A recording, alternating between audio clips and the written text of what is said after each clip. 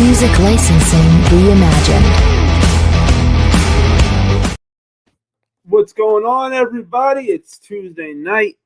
Welcome to the Tuesday night meetings, as always, where us professional hoarders come together to see what crazy shit we bought all week, whether it be sneakers, collectibles, hats, popcorn buckets, you name it, we buying it over here. But we got an awesome night planned ahead for everybody tonight. My boy Terrance is coming through, and if you don't know who Terrance is, I promise you by the end of tonight, you ain't ever going to forget his name. That's a given. But before I bring anybody up, let me just say what up to everybody in the chat real quick. We got Jeremiah, my young buck. We got Roho, the Sergeant at Arms Hunter. Yo, Street Sweeper, sweeping the nation. Welcome back, Sweeper. I know it's a little earlier tonight. That's why I made sure to send everything out so you guys got it. I see some of you guys pulling in right now, which is awesome. Yo, Money Fresh. Yo, don't be out there wearing these cool ass shoes and then your clothes look beat up as shit, bro. Tap in with Money Fresh and make sure you come out correct, bro. Yo, what up, Will Wrestling? The only man, my LeBron pass. I'm about to start calling him. Yo, we got OTC. Will Roman. There's my OTC. We got OG Brian up in the building. Salute. We got not the one, not the two, not the three, but the 4-time champion, whether it be in the baseball arena, going, whether it be breaking me and Rob the Beard's internet, whether it be cooking something delicious, whether it be in the sneaker battle arena. This man is a Rahus back-to-back annual battle champion. Ric Flair walking, woo! Never duplicate, never replicate, 4 horseman status, none other than our 4-time champion, soon to be the belt mother effing collector, G to the mother effing face, G Face!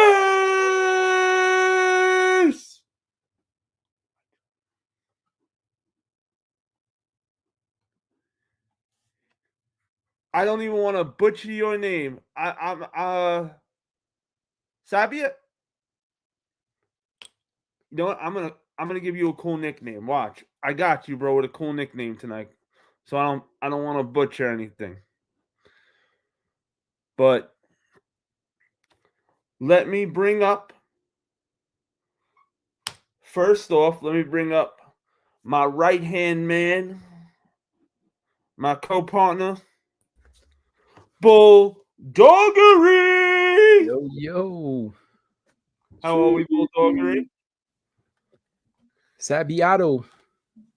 Ooh, and we got Murder BX, one true villain Enterprises, 3 to the top, 2 to the bottom, and also my manager. He loves it when I say that. He's cursing me right now. I know. Hey, I did the intros nice and quick. Only this once am I doing the intros quick because I'm so excited to bring up our special guest tonight.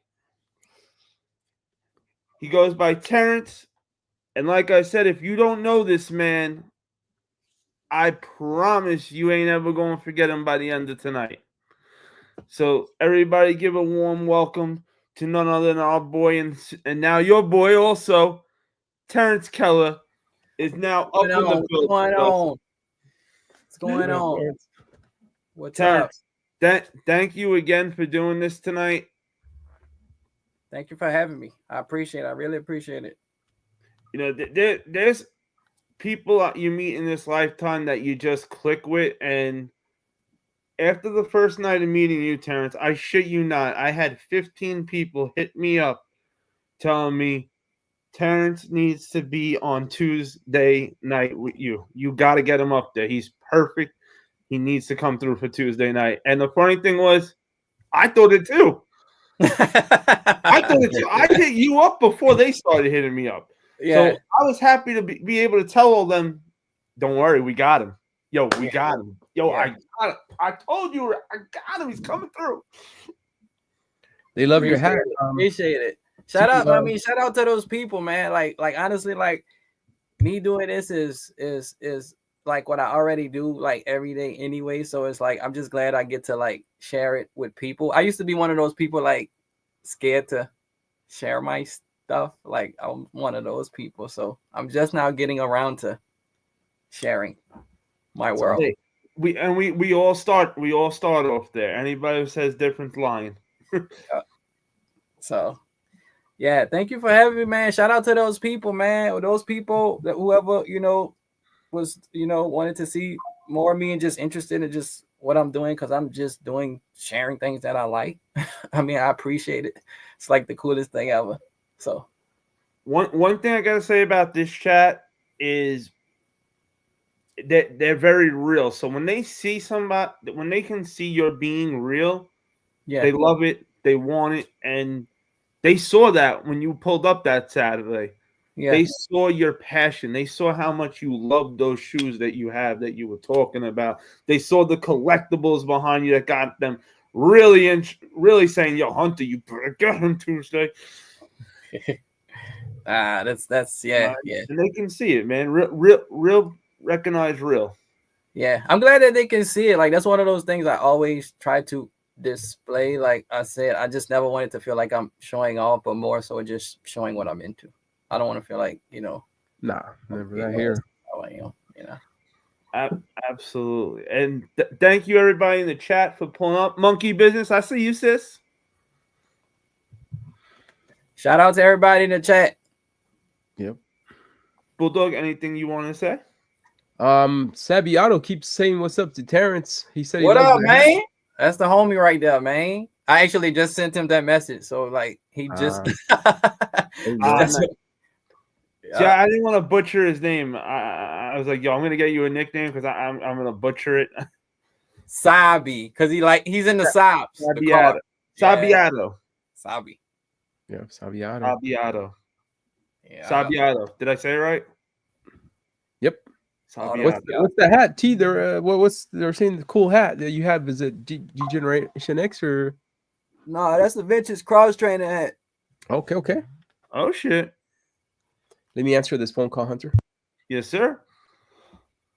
Hey, so whichever way you would like to start us off tonight, Terrance, just do your, just dive in, whatever you want to grab, whether you want to grab a sneaker, whether you want to grab a collectible, or you want to do something even different.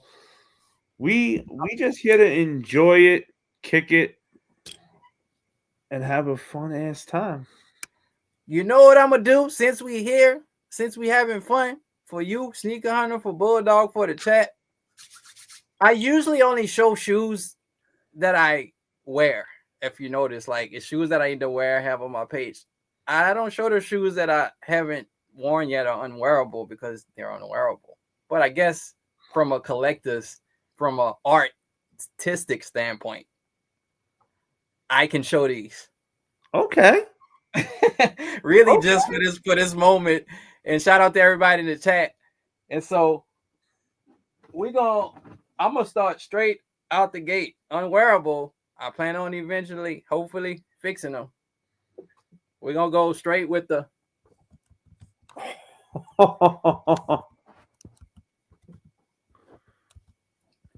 1993 Nike Air Force. This is the high one. The high. Holy shit. In the spruce colorway. High. David Robinson, had these, This was wow. Holy shit. Dead stop. high, spruce colorway, rare colorway. You usually see the black ones or the white, with the broad blue, right? But this is the spruce colorway. Right? Like you weren't joking, man, when you said you were gonna show something special. Like he's stepping the bar up right off the bat. Like Straight out the gate, dead stock. You see the bottom? Of course, I gotta fix them, but it's a project. It's easier to fix them and harder to find the shoe. So I'd rather find the shoe first and worry about fixing it later. exactly. I'm one of those people. Straight out the gate, 1993 Nike Air Force High, spruce colorway, and to make it even more crazy, look at that tongue. They don't make shoes like this no more. They really don't. I know I talk about the 90s, but even just the design, they don't like take their time to like make tongues like this and the strap crisscross with this on the inside with the air bubble, the super high with the Hirachi sock on the inside. Man. Wow. I got $1 million question that everybody asks. Are they wearable? Are they wearable? That's like the $1 million question that everybody says. Wear your shoes because they're gonna crumble. Do these crumble like the? What these crumble? But I got them like that on purpose. Okay. Yeah. Because they're dead stock though. They never been worn. So being into this whole vintage thing and 90s thing, I usually look for shoes that are worn. Gotcha. But if it's one of these, which was on my grail list, yeah, I just had to get it. I'll worry about fixing it later. I was gonna say, how do you protect that beauty? I got some. Luckily for me, I kind of been practicing and I'm getting better and better with restoration. Gotcha. I kind of do it for myself because I'm into the vintage shoes. So this is one that I actually got like a few weeks ago. It's unwearable, but I just know it's one of those rare beauties that we all remember. Oh yeah, nice, bro. The picture of Iverson with him on. Yep, that's one of your grills, you said. Yeah. Oh, yeah. That's awesome, bro. Congrats. Can we hear the Velcro on those? Oh yeah, it is. Stretch. Woo! Stretch that just for you, Stretch. If you want to just rock them like that on some fly-ish. Dang. Stretch loves the Velcro when you do the Velcro strap. So when I saw he said I bet that Velcro is fire, I had to ask for him. And to top it off, OG all. Wow. The box. What's the question? Why do you think Nike doesn't make a refurbished? It costs too much money. That's what somebody said. I mean, it just costs too much money. Like a lot of these shoes to get restored. That's why I started doing it myself. I mean, you talking around 200 and up, 250, and up. Oh yeah. Aside from the fact you have to find the shoe similar to do the sole swap, and then just the cost of the labor. I mean, you're talking 250, 300 and up every shoe. You can, for most people, just normal people, they would rather just buy a whole new shoe. Yep. Throw it out, get it something new. Right? Yep. It's only the vintage guys that are willing to pay 250, 300 to restore something that's as valuable as this, because we see the value in it, right? Absolutely. So that was actually one of my grills. I'm gonna show y'all something even more like crazy. Oh wow. Okay. Now, a lot of people got this shoe, but let me see. Taking it back, huh? Hirachi Trainer 94. Wow. Holy shit. Did you order any of this stuff back in the day off of eBay? Do you remember any of these shoes ordering off the catalog? Yeah, definitely. I didn't get everything because, I mean, at that time, a lot of people didn't get, you know what I'm saying? Like stuff, we only circled a lot of stuff out of eBay, but I had a few of them. Dang. But this one, so this is the 94 Trainer Huarache, but a lot of people got this shoe, but a lot of people don't have this one. This is a sample one. Dang. Oh shit, it's a sample. Let me see if I can get to it. If I can show it the way this. Oh, there you go. Yep, there it is. Sample. So this is the sample one. Another one of those gems, you know, the whole Huarache line, you know, the no shoestring sock era. Yep. Double strap. I mean, just design-wise, they don't make shoes like this anymore. At all. They don't, man. And it's don't. a shame that they don't. I don't know why Nike. Well, it's money, but it's just a shame. I think in the 90s, like, you know, my take, and I tell people, I think in the 90s they were like still in the experimental stage, so they were still trying stuff. 100%. You know, like it's like the mom and pop restaurant that you go to when it's good, when it's small, but when they get too big, roll it out. Yeah. McDonald's. It's that type of thing. Back then they tried different designs, different straps, different soles, different technology. You got the whole flight line, you got the Huarache line, you got the force line, you got, I mean, even the sub-genres. Where are all the sub-genres? What happened to the whole flight line, the whole LWP line, the whole Huarache line? Like, where did it go? All of the forces, the force high, the 89 force, the 90 force, all of those flight lights and flight this and flight that, they don't have them anymore. Nope. The one that I'm glad is gone, Payless Shoe Store, man. That's yeah. Yep. So now that's two shoes, two bangers out the gate. I'm gonna switch from that to a hat. Ooh, okay. I ain't mad at you. So I'm gonna go with the vintage upper deck hat. Upper deck? Holy shit. Wow. And on the back it got Meet the Stars. Wow. I remember opening packs of regular Topps cards. They were $0.25, but Upper Deck was a little bit pricier than the Topps. Upper Deck were the you had Topps, you had Bowman, you had Flair, then Upper Deck. Yep. Right? Because Upper Deck had the shiny cards. Their cards were shiny. The hologram. Oh yeah. You ain't wrong. Nike's in the comfort era. Shit. Yeah. That's why the 90s were so good. They weren't rich yet. Yep. Upper Deck hat. Now it's funny that you mentioned that, because I'm gonna show you a pack of these. Oh, there you go. Yep. Pops. Bubblegum inside or no bubblegum? It's still in there. It's unopened. Oh, it's still in there. No one. It's unopened. I wish I could. I should do it for the camera. Matter of fact, why not? Oh shit! Let's go. Pull that King Griffey rookie card. Let's see what we got. A pack of unopened 87 Topps. Ooh. Wow. Ooh. There you go.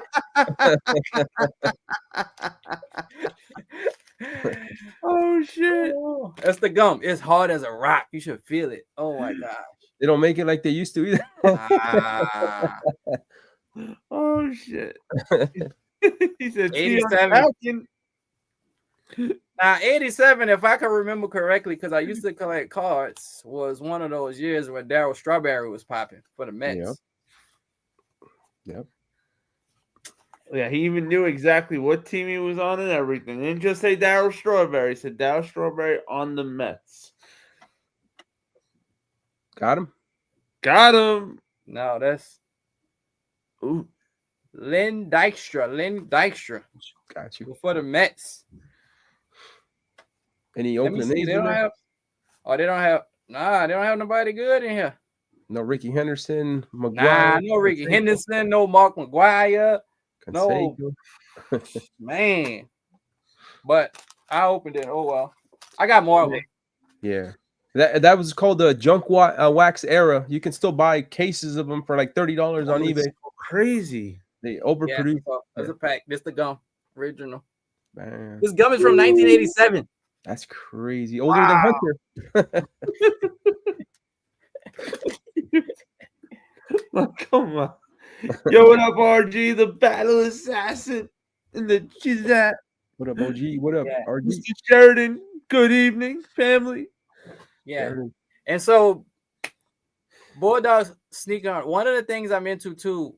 I know I showed the shoes, but I probably was into fashion more than I was into shoes. Please tell me you have the MC Hammer pants, bro. I used to. Oh man. I used to. I used to. Yeah. I told you, bro. We used to. But We used to. But I'm a just really show y'all. I'm gonna really bring y'all and everybody that's watching into my world. I'm gonna really bring y'all into my world. I love it. I'm gonna show y'all these original vintage. Wow. What? There you go, MBX. MBX is a big bike guy. Oh, Dino yeah. pants. Big Dino bike guy. The original vintage Dino pants. Wow. Not a remake. Got the look at that. I wasn't lucky to own name brand bikes. My bikes came out of Kmart, bro. So salutes to you guys. Wow. I had a Dino growing up, so this is Me why I too. always like Dino. I had a red splatter air dyno. I had a Dino, a 96 Dino to be specific. Man, salutes, man. Shout out to your you know, your Holy pops or shit. whoever got you those bikes, man. Just So, and to top it off, oh man. Bro. Yo, Terrance is not messing around, bro. Oh no. Yo, come on. Like, this is epic. oh look, y'all think it's a game? Look at this on the inside of this collar. Dang. 1996. Baby. Oh shit. Vintage Dino BMX jersey Holy shit. Wow. and the pants. Sheesh. Just next effing level. Murder says, sheesh, I had the Big Brother GT. Oh, the GT. Yeah, GT had some good bikes. But that was the most movie ready. Upper class GT was bike. the top of the line. You had Diamondback, Yep. Mongoose, you know, Dino, GT. Some What good up, bikes. Soul? And since we got y'all here, What a big dog gaming. Big Dog Gaming, salute.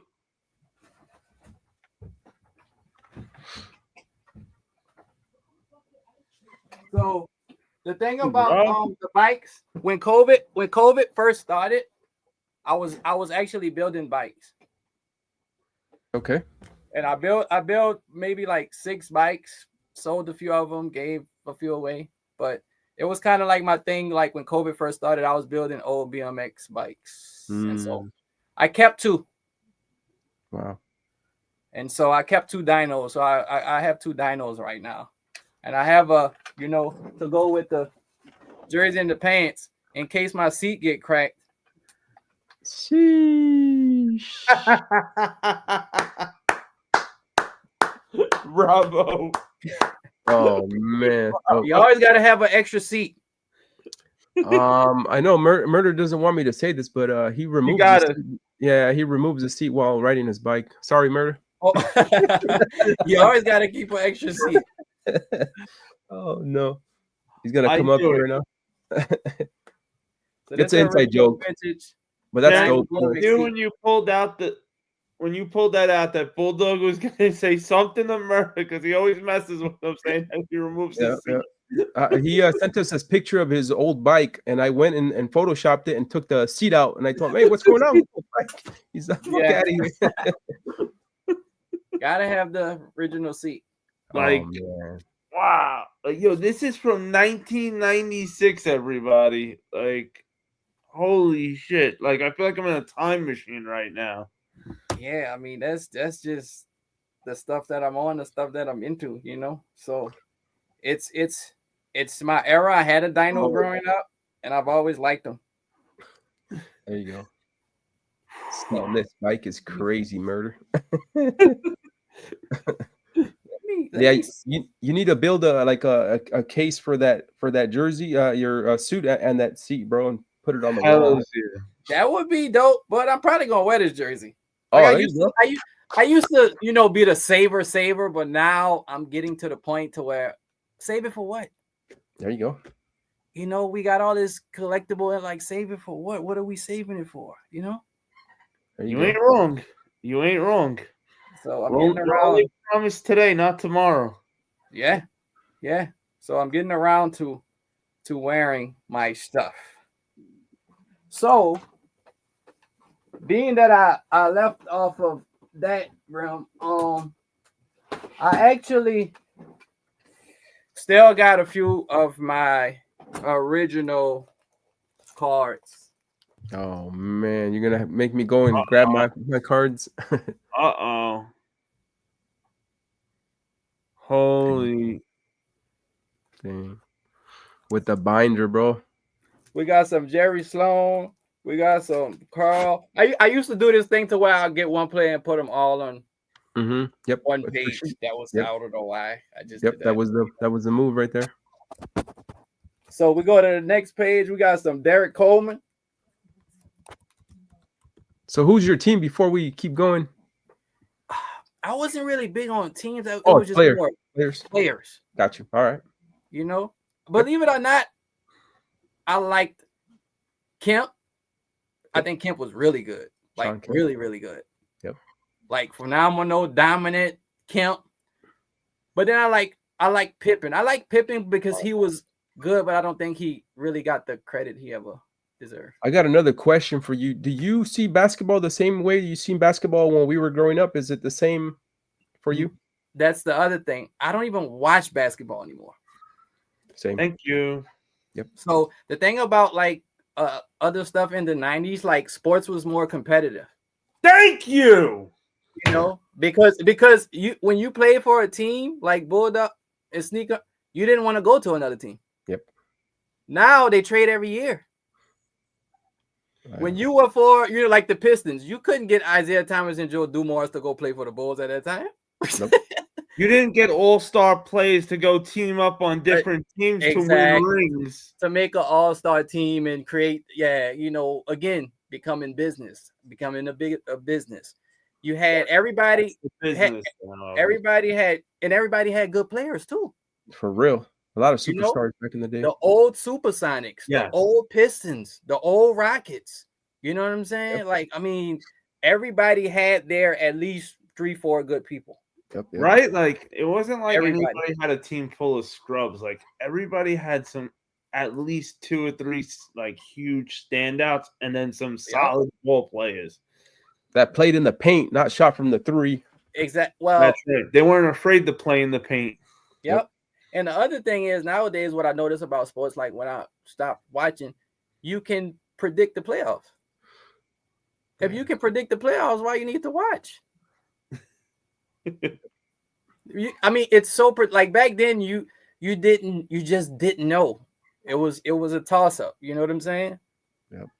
Everybody had like a really, really good team, and that's what I liked about it. You know, you had even the old Jazz, the Stockton and Malone Jazz. Oh, I mean, right? You know, speaking of, we got.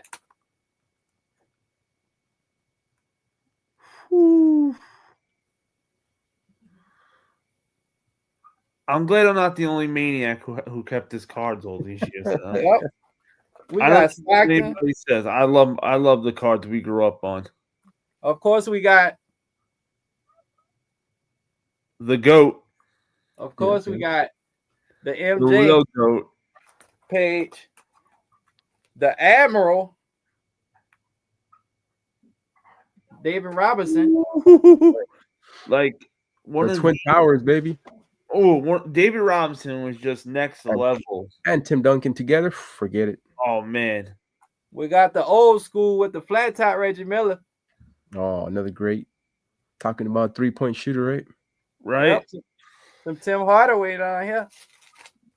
Now Reggie, I always felt for because Reggie, I want to say, was the one guy that you didn't get that full all-star dynamic. But he still was good. Oh, he Like the froze other up. team, like Michael had Scotty and Dennis, and absolutely. Yeah. Stockton had Malone, Hardaway had Shaq, had Horace Grant. Yep. Gary Payton had Kemp. And then, so on this next page, these used to be my favorite cards. Those animated cartoon-looking cards. Oh man, yeah. Yes. Yep. I think those are worth something still. I don't care what anybody says. The Larry Johnson, rookie, Yep. UNLV. First round draft pick. Barkley for the Sixers. Wow. So this is my original card. This is just looking at this is good times. It's just good times. Even the pages stuck to Look at that. Look at that. Some Vlade Divac. Sheesh. Look. Kevin Johnson. Oh, and a lot of people don't know, but I should know y'all know because y'all from the time and y'all, follow sports and we grew up in the 90s. We got some Del Curry. Dang. Oh shit. Oh yeah. Curry, not the one that's playing right now. Different Curry. Yeah. So, and I'm gonna just scroll to the back. I'm not gonna show the whole book, but we even got some comic cards in here. Oh hell. Wow. My mom called me the other day, told me I needed to pick up my X-Men cards. I've got a whole binder of those. Yeah, they cold. Yeah. They cold. Heck yeah. So Terrance, I want you to also meet Ghost Rider. hey, what's going on, man? How you doing? Rider, Terrance. How you doing? You guys are neighbors practically. He's in Houston. Terrance is in Houston, and you're in San Antonio, JB? Yeah, I'm in Waxahachie, DFW.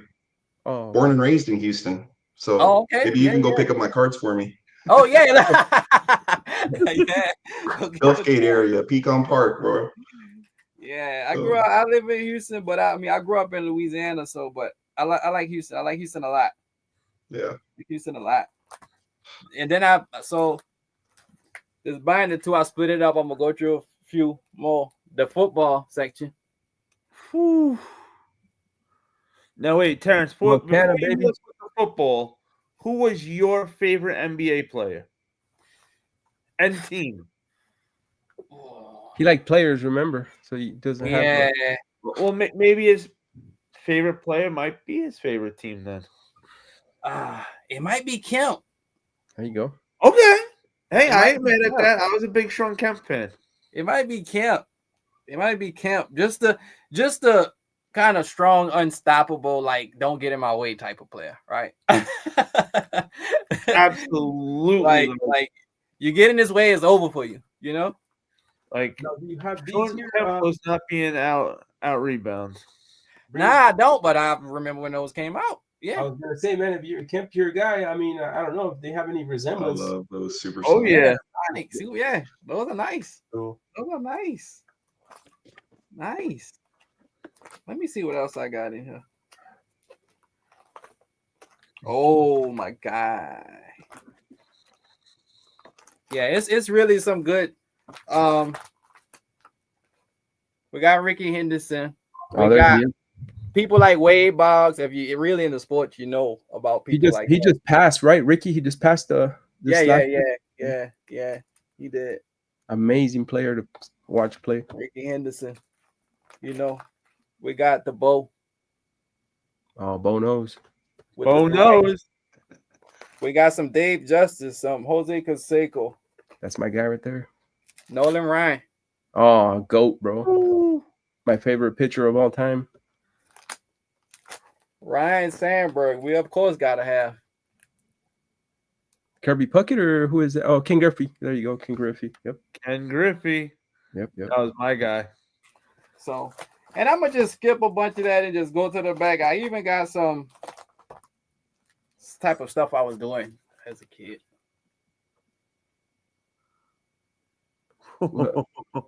That the Looney Looney Tunes. Oh yeah. A whole. Wow. I forgot that this. Oh my! I can't believe I forgot all about these. Yep. And I think they might be up there too. I'm surprised you didn't show us your Garbage Pail Kids cards. Those were classic. Yeah, those characters were wow. Right? Characters, the names of those characters. Oh yeah, Tony Oh. Gwynn. Yeah, I know about Tony Gwynn, the Padres. Yep. Tony We would get Gwynn. canceled by showing some of those names up here. Yeah, Tony Gwynn. So I got something for the chat and everybody that's watching. I'm gonna let me see which. Okay, that's that. We're gonna go back.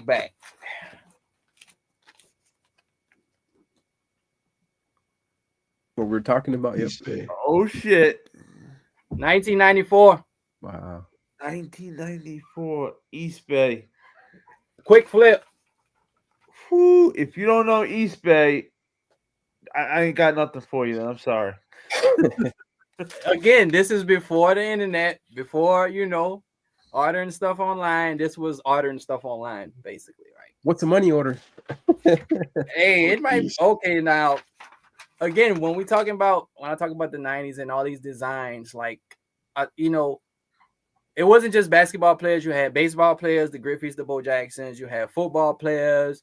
Everybody had their own shoe, and it was such a vast diversity of like things going on in the 90s, right? From the starter jackets to the Z Cavaricis to what I'm saying? Nautica, and it was just so much that we kind of not took for granted, but we didn't know at that time that today that stuff will be considered vintage. Oh yeah, because we would have saved everything, right? 100%. Everybody had to look at your crotch to see if you're wearing Z Cavaricis. Yeah, that's how they designed the jeans. Unless you was watching Saved by the Bell, because Slater always had them on. So look at this on his first page. How Trip. Where we got 10s? Yep, the 10s right there. They're coming out again this year. Yeah. I'm page. still looking at. All right, so I know we're supposed to be looking at those 10s, but on the other page, what are those? Right? Yes, I remember having those, but I don't remember what they're called.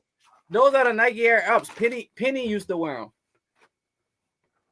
Yes. Okay. I didn't want to look stupid and say it, but I thought I was wrong. But they were right. Yeah, Penny did wear them. Penny wore these. In the words of Little Penny, it's Penny, fool. These magazines. Oh, on the second page, we got the infamous Nike Air Strong. Oh shit. Oh yeah. Now what's the prices? We can't really see the prices. So the Nike Air Strong 109. Wow. But again, Nike don't do, even like you remember college teams, right? Mm-hmm. When the last time you seen a college team had like a shoe? Nah. It's all PE now, right? It's either, for a player, like, give a team to where all the college teams can wear them. You know what I'm saying? Exactly. Like in every color. Do something like that. What year is this magazine from? What up, Papa Wizard? 1994. This is 94. What's up, Influence? 1994. Wow. 1990. Looks brand new. Like, and look at these.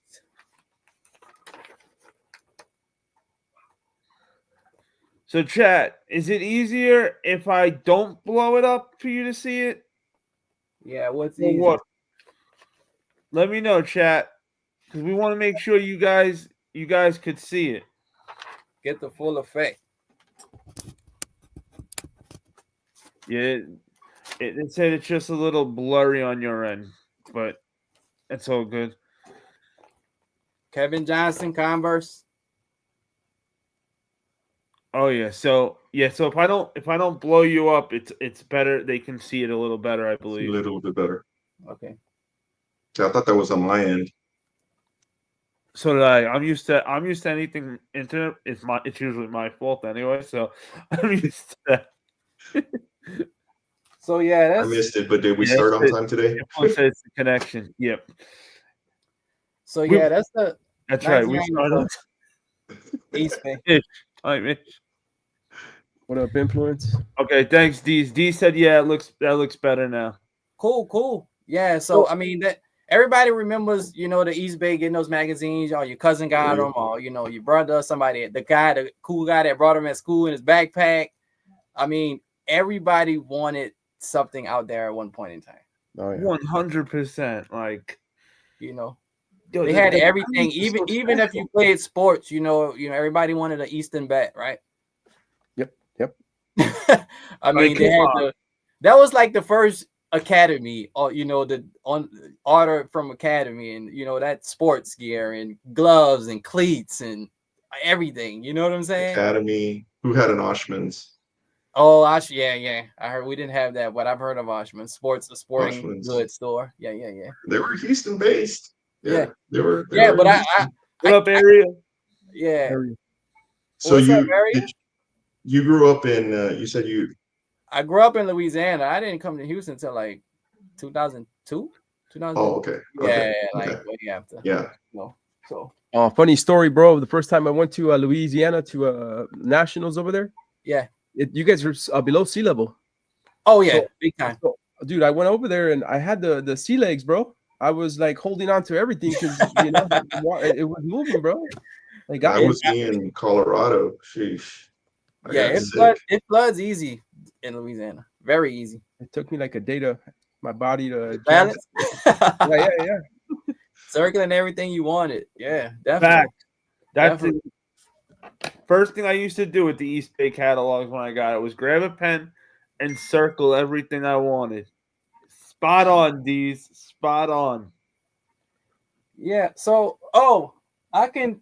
I got this on. I don't know if y'all. Let me see if y'all can tell what this is. Oh damn! All right, I know it's not. It looks like a mini Game Boy watch. Yeah. This is a 90s. This is a vintage Dick Tracy watch. Get. You remember he used to talk it? This is this. That's the Dick Tracy watch. Yeah. Damn. Listen, I'm just letting you know that you just opened yourself to me annoying you once a day. I'll only do it once a day. With what's the price on that watch? What's the price on that watch? I can't believe you got the Dick Tracy watch. Yeah, I was staring. I'm like, yo, it looks so familiar. What is it? Yeah, that's the vintage Dick Tracy watch. But I like little stuff like that. I loved Dick Tracy when I was younger. Shit. Yeah, I love little stuff like that, little gadgets, little things that remind me of being a kid. And I know, Jay, you said you're from Houston. So you ever heard of Third Planet? Well, Third Planet, that place is amazing. That's where I got rid of one of my first collections. What up now? I had to get rid of a lot of my comics and stuff. I got divorced married at a young age and divorced at a young age. Yeah. I sold them my toys, my comics, and Third Planet. Yeah, and Nan's Games and Comics.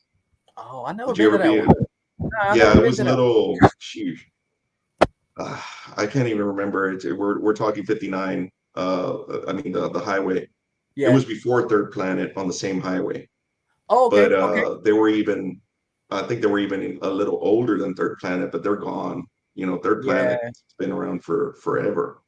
And so Sneaker Hunter and Bulldog, everybody else that's watching in the chat in Houston, there's this store called Third Planet, where you go in there. It's just a big blue building. It looks like nothing. You can't even tell from the outside, really. You got to go in it. But when you go in it, you got comic books, you got starting lineups, you got collectibles, You got old McDonald's toys. You got Power Ranger toys. You got G.I. Joe toys. You got Third posters. Planet, right? You said Third Planet. Planet. It's the real deal. Hunter's on his way to That Houston. that place is amazing. Yeah, it's and what? It's in Houston. in Houston. Yeah, Third Planet, right off the freeway, like he said, right off 59. 59 South. Yep, that's You know what? In My son just went there a couple weeks ago, I think. Oh, okay. Yeah. Yeah. He still goes there. Third Planet, Houston. Oh yeah. That's oh my God. We wrote down. So, Wrote and down. speaking of Third Planet, that's where I got this from. Irona. Stretch. Is that Irona? Stretch Boogie. Rosie from the Jetsons. Rosie. I'm thinking Rosie. I'm thinking Richie Rich. Yeah. There you go. You know, I shouldn't say it, and I should wait for a surprise. But you know what? No one will remember by the time it actually gets here. I actually got a Jetsons hat coming and a pair of Jetsons shoes. Yeah. Wow. Nice. And so this is actually from 1990. This is like an original one. Wow. It still got the tag. That's sick. And the tag says 1990. You were like 5 years old, Hunter. How old were you in 1990, bro? 1990, I would have been. I was born in '86. Oh wow! So 3 years? No, 86. Oh, 4 years. 4 years. 4 years. Sorry. 87, 88, 89. No, you were right. Somewhere around there. 5. I'd be Yeah. 5 in 1990. Wow. Yeah, I'll never forget 1990 because that's when I turned 14 and that's when I got my first Jordan metallic 5s. Wow. So yeah. And we got stuff like this again. Oh man. No way. Garbage Pail Cat. Yeah, we were just talking about it. Wow. Yep. That what was his name? Atomic Atom Bomb or something? Yeah. Yeah. Yeah. That's his Adam name. Bomb. You're right. You hit it right. Holy. The one I'll never forget is Armpit Brit. Oh man. Oh shit. Is that in real life or the character? Oh shit. Nah, they did. They had those crazy names. Crazy names. Oh yeah. And it actually came with the little. What is that? Hunter, blow it up. Paul? Yeah, that's the detonation, the thing. Oh, there you go. Oh, that's cool. Oh, jeez. That is so cool. Like, dang. And that's from the 90s still, right? Oh yeah, this is the original. Wow. I'm pretty sure it has the date on the bottom of the back of the suit or something. It's there for sure. It's got to be somewhere in there. Wow. It's somewhere, but this is that's his name. This is the original. Yeah. When I see stuff like this, it makes me wonder how like a Toys R Us could not be here anymore. Because kids today don't play with toys. They'd rather watch someone play with toys on YouTube than play with the toy themselves. It's weird. There you go. That is so weird to me. I could never. Yeah. I mean, I think with the whole Toys R Us thing, like a lot of again, technology advanced during that time as we got older. So toys became less and less on the totem pole. Mm-hmm. Right, when cell phones and then iPads. When iPads came out, that was the big thing. Every kid wanted an iPad, and then it slowly transformed, and you could stream everything. You could stream 1,000 channels, right? And now TikTok has everybody stuck. Now you got that. So for toys, it's not interesting to a kid today, like it was for us, because we didn't have technology, right? Yeah, except for JB's boys. Yeah. So we didn't have technology, and that's the other thing about the 90s that I love, that you didn't want to be outside. I mean, inside. You didn't want to be inside because everybody else was outside. Yeah. Being inside was like a punishment. Heck yeah, right? You inside looking out the window at everybody else play and ride their bikes and stuff, right? Yep. You didn't want to be inside, right? Mm-hmm. No way. You were afraid to be inside because you were like, yo, if I'm not outside, I'm gonna miss it. Yep. Something was always going. You didn't want to miss nothing. Yep. My youngest, he's 16. the first thing he says when we walk out the door is, "When are we coming back? Where are we going? Why?" Like, geez, man. Yeah. I couldn't wait to get out of the house. Yeah. And right now they got everything literally and figuratively in the palm of their hands. They have everything. And Hey, that's why make sure you guys follow Terrance right there on Instagram. Thank you, Area. It's in the chat. If anybody needs it and doesn't see it, just let us know and we'll repost it again. Make sure you give him a follow on IG.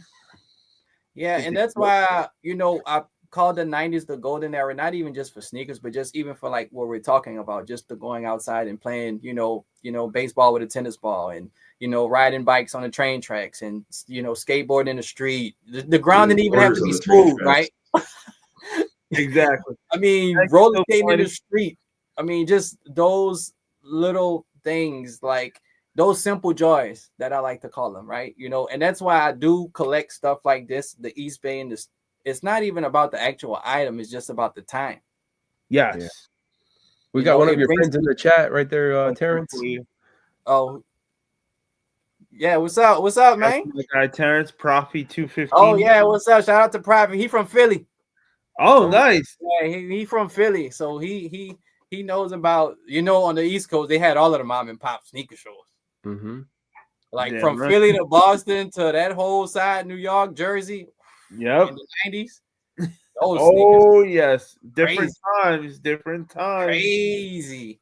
You ain't wrong. Different times. Shit. When I used to collect sneakers, I used to get my sneakers a week early. Oh, from what store? Out in Brooklyn and out in Staten Island, I would be able to go to the stores and be linked up, and they hit me off a week early, and I throw them $50. Not even like $50 a shoe, just $50, and it was cool. Yeah, not like these days. And see, that's the thing about mom and pop. What's missing from the sneaker thing today too? That transition into StockX and Gold. But the thing about a mom and pop, you can sell the shoe early because mom and pop stores don't really have like a structure like a commercial store. They don't have to put it on the shelf on this date. You know what I'm saying? Exactly. That's the other part about releases and the whole thing. The mom and pop, that you can go there and get it 2 weeks. If they had it 2 weeks early, they could sell it to you 2 weeks early. For real. Yep. Right. They weren't have to worrying about their store being fined and stuff. Yep. Not like today's bullshit. Yep. So, and they try to bring a lot of these like toys back. I don't know when the last time y'all been to Target. Like all these new Ninja Turtles and all these new, they look different, right? Am I tripping? Oh yeah. You're not wrong. They absolutely look different. They look weird. Like I'm like, what is that? That's not Michelangelo. That's Michael. They got like some of them they get right, but some of them you could tell it's like, nah, that wasn't my shit when I was younger. Because I think they just try to make everything too modernized, right? Yes. Like too up to date. But every now and then, like I grabbed this from Target, Terrance. I saw that this morning. Oh, but see, you can't really mess that up. That's close to the original. It's Batman. You can't. It's nothing you should do to him, right? Exactly. Like if you can't get this right, yeah. I don't really. There's not much hope. Yeah, that's a good one. And I got the original. This is the original Transformer. Oh shit! That is. How old is that? Ooh, that's a good question. Probably early 90s. I would say, definitely before 95. It turns into like one of those tractor like things. Holy shit. See, I was an only child growing up, so I had the only child toy syndrome, thank God. Yeah. So I'm there with the toys. Anytime I heard I got the no, you can't get that, I would hit my parents with the, well, if I had a brother, I wouldn't want to play with this toy. Yeah. And then I'd feel bad and be like, here you go. And I'm like, so stuff like this, again, we could have a toy like this, like, aside from today, and we could play with this for like 3-4 hours. Yeah. You got to have that. This is the 20th anniversary Optimus Prime. Nice. They came out in 2004. Nice. You gonna open it? No, I opened one. This one's staying in there. Yeah. Oh, you got two. Yeah. Yeah. Well, yeah. Save So it. this one's what, 21 years old, 20. So yeah. That's They cool. just did their 40th anniversary. So Yeah. Wow. Nice. Yeah. And see, that's what it's about. The memories, the feelings, the moments, the time attached to this. We could have this as a kid and play with this like all day. Right? Like All day. all effing day, easily. Like we loved our toys. We loved our toys, and then as time went on, technology advanced and toys became less important as kids got older. I just can't accept it though. I just can't accept that technology It took over. to these kids. I understand us, but like, yeah, how does a 12-year-old kid, a 13-year-old kid rather look on an iPad than have some badass action figures with the play set? Yeah, well, I want to play with that. Well, I mean, their attention span is shorter. That's just number one. That's true. Attention span, you know. That's absolutely true. And you know what else? Again, one of the main things about us, I know when we, you know, and I can speak for me, when we got a toy, we all shared. And I think the difference is between now and then is you didn't know when you were going to get your next toy. So you had to cherish it a little more, right? That absolutely is true. Jeremiah, thank you, Young Buck, for coming through as always. That's our Young Buck, Jeremiah. Jeremiah, have a good night, youngin. Yep. The only bad thing about Friday, Jeremiah. Actually, no, wait. We'll see you Thursday for the weigh-ins. For the weigh-in. The worst thing about the toys that you grew up with is that you're kicking yourself in the ass for, damn, why did I play with that? Do you know how much that is worth now? You know? Yeah. So, but we didn't think that back then, man. I opened up I had Storm Shadow, I had Snake Eyes, I had freaking all those G.I. Joes, man. Yeah. Hells to the year. Yep. I mean, that's the thing. Somebody said RoboCop. You know, all of that. I mean, okay. So then when you tie these toys into the movies, like, you know, the Terminator and like Predator and like RoboCop and like Short Circuit. Remember Short Circuit? Johnny Number 5. I mean, so even aside from the toys, the movies and the shows change for these kids. You know, there's no more Saved by the Bell. There's no more Fresh Prince and Martin and all of these, you know, Full House shows. Yeah, it's just, you know, it doesn't exist. So it almost looks like, honestly, like us, the older guys, we're now the kids. Yeah. Absolutely. Kids at heart still. Yeah, because we're connected to those things from that time. Yeah. Hey, if it wasn't for toys, I would have never found out about Santa Claus not being real. I was in first grade, and you could not get Nightcrawler from the X-Men series. It didn't matter. My parents tried, that figure was sold out for months. So Santa Claus didn't bring it to you, is what you're saying. So me being a wise ass kid when I was younger, I said, I didn't believe into this whole you're telling me this huge guy comes down a chimney and then snaps his fingers. Yeah, all right. I wasn't falling for it. The real toy he's talking about is the Tickle Me Elmo. Confess up. The people were crazy for that, bro. Tickle Me Elmo. Oh man, parents were fighting, bro. I came You're right. People were going nuts. I had a Tickle Me Elmo for sale actually. And I said, if Santa Claus is real, I'm gonna wake up and I'm gonna have Nightcrawler. Otherwise, cut the shit with it. I don't want to hear about Santa Claus being real. And my parents were so mad. They tried so hard, and they just were. I felt, now that I'm older, looking back at it, like I feel so bad now that I did that to them. But that age, you don't give a shit. You just want to prove something right. Hey, speaking of 90s, I'm gonna show y'all a piece of clothing, an article of clothing. Okay.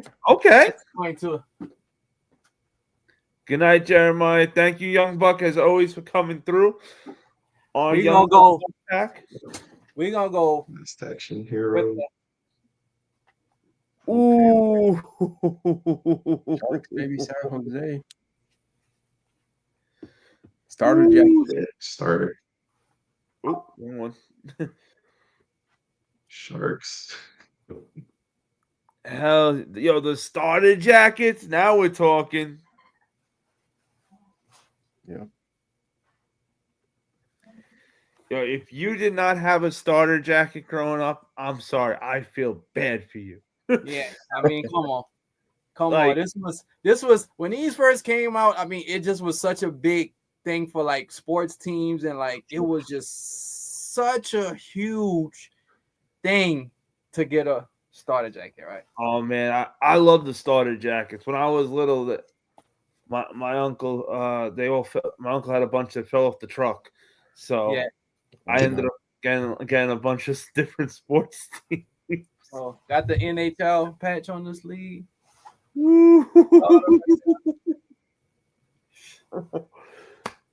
Please tell me that still fits. Joe Dizzle. Oh yeah. Oh It yeah. still fits. Oh, there he is. There he is, Joe Dizzle. Man, get up here, Joe bro. Dizzle! And What to up, top buddy? it off, to top it off,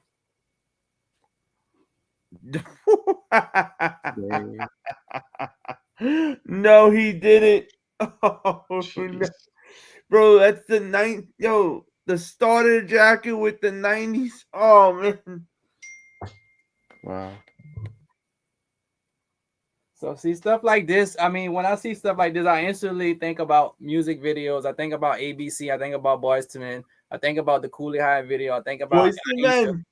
Playground. I think about ABC Playground video. I think about Tupac videos. You know, he always did the UNLV starter. Oh, yeah. So this goes into the music video era. Damn. And Holy shit. since we, you know, I'm from Louisiana, I had to Let's go, Saints, baby. Whew. Had to. You had to. Bro, I love the starter jackets. so simple, right? But so clean, like simple. So, Right? yeah, like perfect. Like they really did it perfect. Yeah, they did. NFL patch with the Like, come on, like trimming. Again, why they don't bring these back? This is why something don't, ridiculous. yes. Why don't they bring these back? Like, this is exactly some of the coolest shit that we would all absolutely get. Yep. Somebody still holds the licensing for that. Yeah, I mean, and That's what exactly. it's gotta be, right? You just said somebody it. still does. I mean, Yep. You just said it. That's The exactly license, right. why would a license is passed would down? we be the ones buying it? You know, these Very kids sour. nowadays, they wouldn't know jack from shit for, you know. Yeah. They think Champion is cool nowadays. I mean, Champion, we could find it at Kmart back in. Nobody wanted Champion when we were growing up. Everything that was Kmart Right? stuff. And you know, it's crazy how things change. Let me show y'all. I know I showed these shoes before, but I'm gonna show them since we got some new people in here. You know, you can't assume everybody's seen everything. We got the Adidas Street Ball too. Holy Terrance, please tell them about that shoe. I don't know if everybody knows, but they're Okay, this is the Adidas Street Ball 2. I believe it's around came out 93, 94, because I know the first one came out 92. So 94 maybe. But this shoe around that time, they had the street ball era and they always competing. You know, you had the black top, you know what I'm saying? Yep. Reebok black top. So you had the Adidas street ball, and they all had the street ball type of kick that they was compete. This was Adidas 4-1. Yep, and one. They had the whole street ball line, the logo with the hanging. Yep. Whatever. Wow. That was a logo. I'll be right back, Hunter. Yes, sir. And so this is the Adidas Street Ball 2 in the OG colorway. And I'm showing this because I actually have the 1994 Adidas Street Ball hat with the wow. Like Come on. Back, 1994. Was it hard keeping everything like from the 90s like this, like in good condition? Some I kept, some I went back and got, but I got it. The thing about the vintage stuff, it's about like timing, right? A lot of this stuff, luckily for me, I'm from that era and I got a lot of it before it came back. You know, nowadays, even the younger kids into drifting, right? Absolutely. So, you know, I had already a lot of this stuff.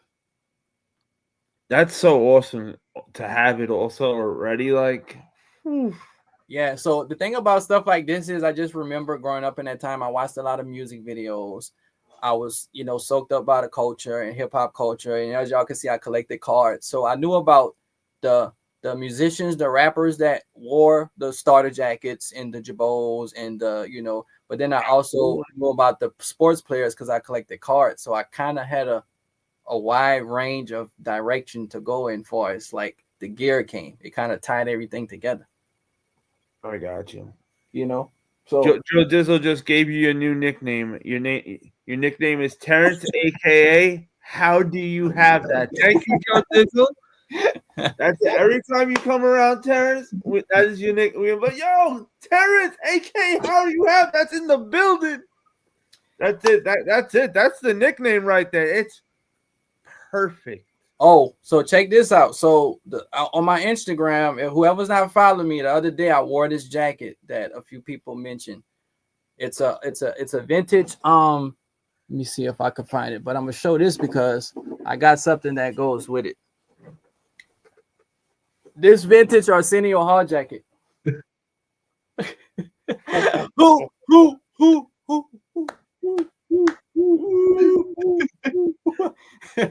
Oh man, I can't.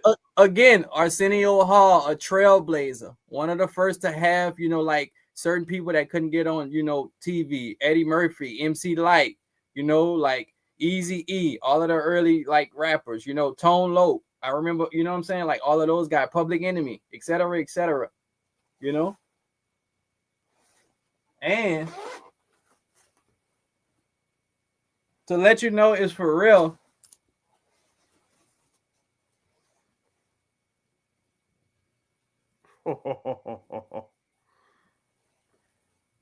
Got the Paramount tag in it. Now, the funny thing about this is when I got this jacket, I'm going to tell y'all something real crazy. I got this jacket, and I'm almost in my mind thinking it's somebody that used to work for Arsenio Hall or work at the network or the station because it came with some memorabilia. And so when I got this jacket, it came with this.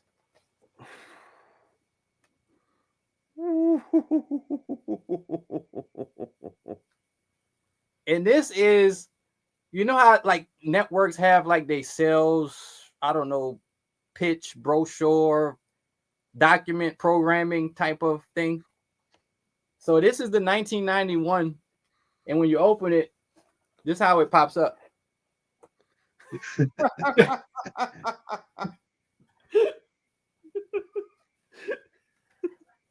Senior Hall. Hey, just throwing back to the pop-up books brings me back. Yep, even that. Yep, the pop-up books. That was a big thing.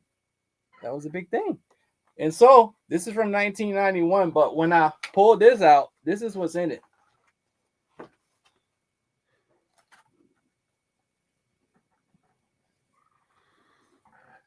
So when I open this book,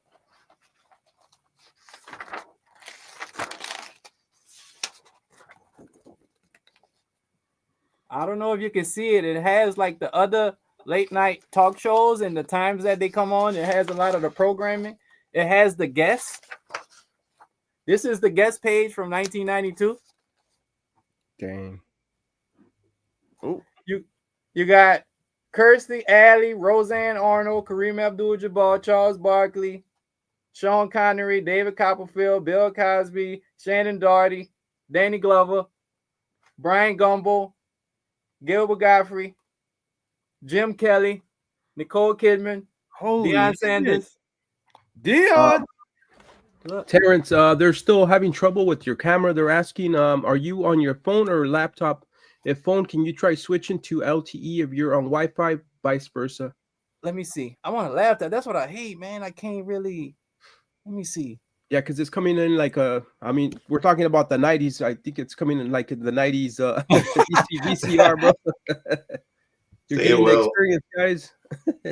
I'm trying to see how can I I want switch. to give you the full 90s experience. How can I? I'm trying to. How can I settings? Let me. MBX, do you have any suggestions?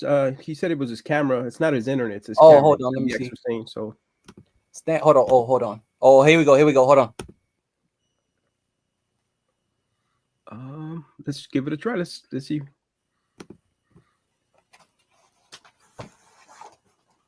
How's this? Let's see. Let's put it on the big screen. It's still like pixel. You're pixelated. Yeah, Yeah. it's still blurry, but a tad, just a little tad. But What were you on when you came on the other day? Yeah, that's what I was about to say. The last time I saw you was really clear. Yep. Let me hold on. Let me try something.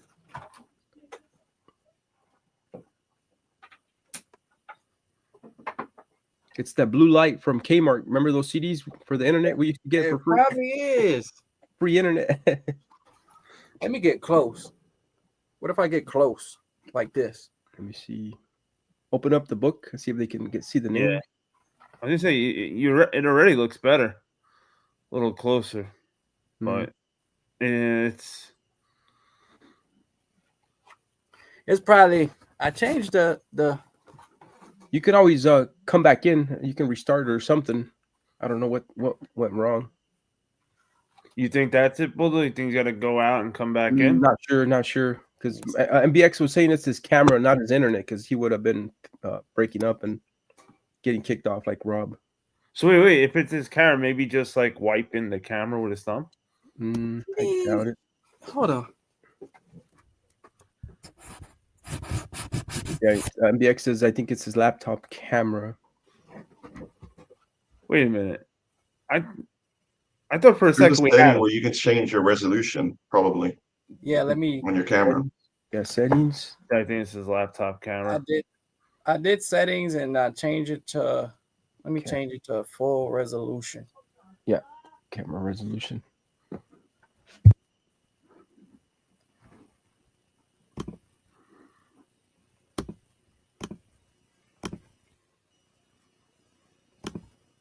How's this? How's this? Let's see. Let me put you on big screen. That's the best way to tell. Yeah, still coming up choppy. Yeah, still choppy. Oh man, hold on. Murda, any suggestions? You are our tech guy, or an influence. I know both you guys are very good with tech. Joe Dizzle says at least it's not me having the tech problems this time. Nah, it could just be the camera on this. Yeah. Were you on the Hold on, let me do something. Hold on, let me do something. Murda, you can do that in the back. You have How's the it? power. Let me put you on the big screen. Same. Yeah. Same? Yeah. Restart the computer and come back. Everybody in the chat saying give it a try, see if that helps. Okay, let me try that. I mean, it might be better on my phone, honestly. Yeah, there you go. Were you on your phone last time you were on areas? No, I wasn't. It just depends on, I guess, where I'm sitting and the light in this room. Everybody's enjoying the show, bro. But when you're showing stuff, it's pixelated, so it's kind of hard to get the. Hard to see it. Yeah. Let me. But that's how we used to watch VHS back in the day, right? It wasn't no 1080p for sure. Back it up. Yep. Shit, I'm still used to back in the day. It still looks pixelated. Let's see. Put them on the big screen, Hunter. I'm on the big screen. I think so. Yeah. That one's way worse. Yeah, That's worse, actually. Hold on. Super sis, how's it going? What up, sis? G-face. It fits the theme. Yeah. It's the theme. That's what I thought. I said, you know what, yo, he wanted to give you that '90s feel, bro. I mean, not on purpose, but We The don't spice admit it when we're live. We talk. No. We tried to give you that '90s feel tonight. going totally vintage over here. let me see if I could on my Yes, phone. I did, South Jersey. Yep. So you're gonna, if you try to connect on your phone as you're on your computer, it's gonna run that feedback. So just mute the. Me and Dank. Yeah, mute that one. Yep, your computer. He's gonna pop up on his phone, Hunter. What up, Mike Onassis? Let's see.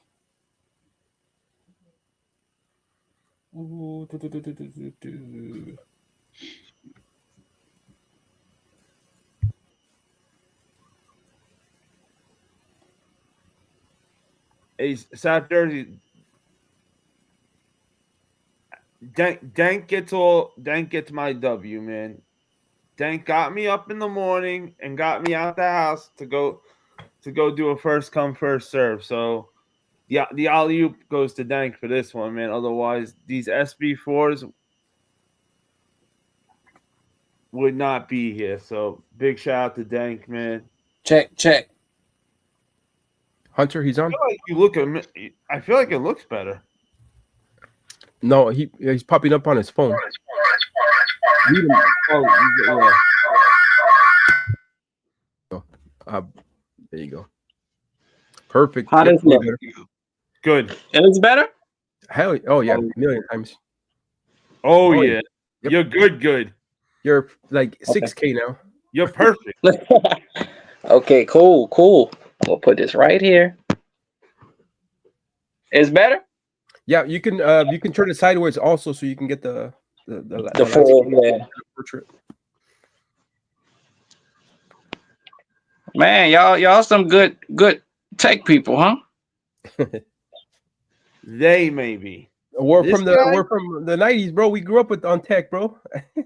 I'm with you. We had to figure stuff out. Oh shit. I don't think we have it figured out yet. Don't say anything. Shh. Come back on with your phone again. That one was me. See, I told you I'm not the tech guy. It's them. They're the tech guy. I went to move you over, and Have you tried turning it off and on? I'm trying to turn it sideways. It's locked. I think it's locked on your home screen. If you pull that little screen down, it's little rotation. It's locked. You have it on lock, so it won't turn sideways. Also, pull the screen. You know Pull the screen down. You know how you pull the screen down? It gives you like settings or something. Oh yeah, the auto rotate. Yeah, there you go. Yeah. Got it. the screen might be locked. That's why. Oh, hold on. Yeah, the screen. Maybe that's just how it is. All right, well, we'll roll with it. Hey, Yeah. when I was using my phone for 6 months, that's how I was. I ain't mad at you. Yeah, it should let me view sideways. What up, Dylan? Anybody with the droid that can help him out? It's a droid, right? Yeah, it is. Hey, what's important though is that it's clear. I throw you on the big screen. We can see you perfectly. Okay, cool. Let me show this deal. Can y'all see this? Oh yeah. Yep. Oh yeah, we're good. Chat. Okay, cool. Good chat for you guys? I wonder if I need to press play. Why do I got a play button? Can y'all see?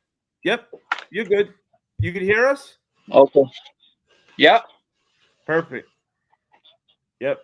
Yeah, they said better. Influence Okay, said cool. better. Mo gave you the thumbs up. South Jersey gave you the thumbs up.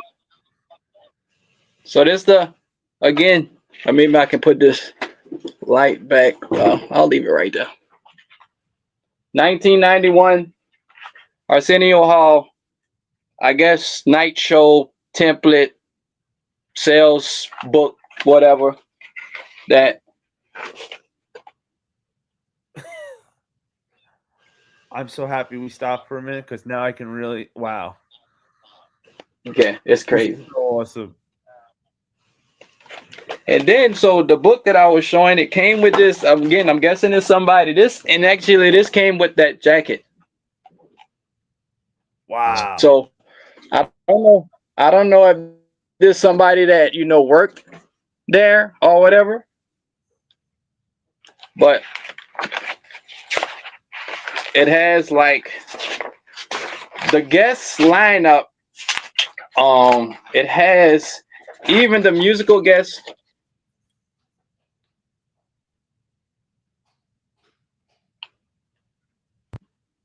Oh yeah.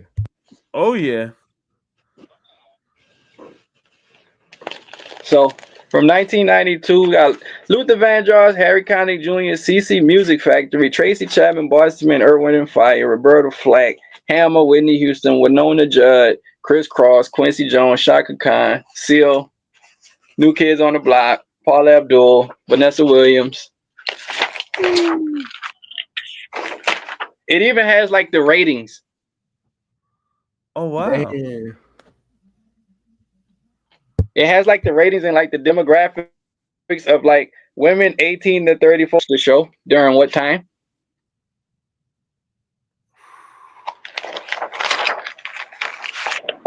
Yeah, I guess it's like a programming type of book. The cities and what market of how many percentage of the people watch at what time.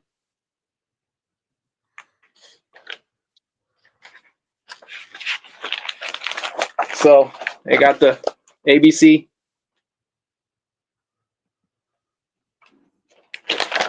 So yeah, that actually came with that jacket.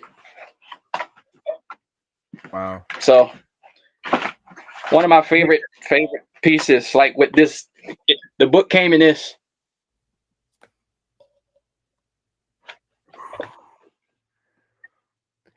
Hey, now that we can also see better, can we see the watch again afterwards? Again? Oh yeah, the Dick Tracy watch. Dang. Fuck yes. Okay, Dick Tracy watch. Go on eBay after live. Hey, it's up there, man. That's what it's about, man. That's what it's all about. Oh yeah, I'm actually like I'm writing it down really right now. Dick Tracy watch. Hey, that's what it's all about, and that's why we here, And so we all from the 90s and was a kid in the 90s, right? And so Sneaker Hunter, you grew up in Brooklyn. We got Houston. Oh, Staten Island. Oh, okay, Staten Island. Nah, okay. You used to ride the ferry then. Yeah. Technically, I grew up in the 80s, so. Yeah, so so like I said, the sneakers is one thing. I actually showed some of these shoes last time, but I actually have some in a different color. And so everybody remember these. I know everybody remember these. We got the KeLLer.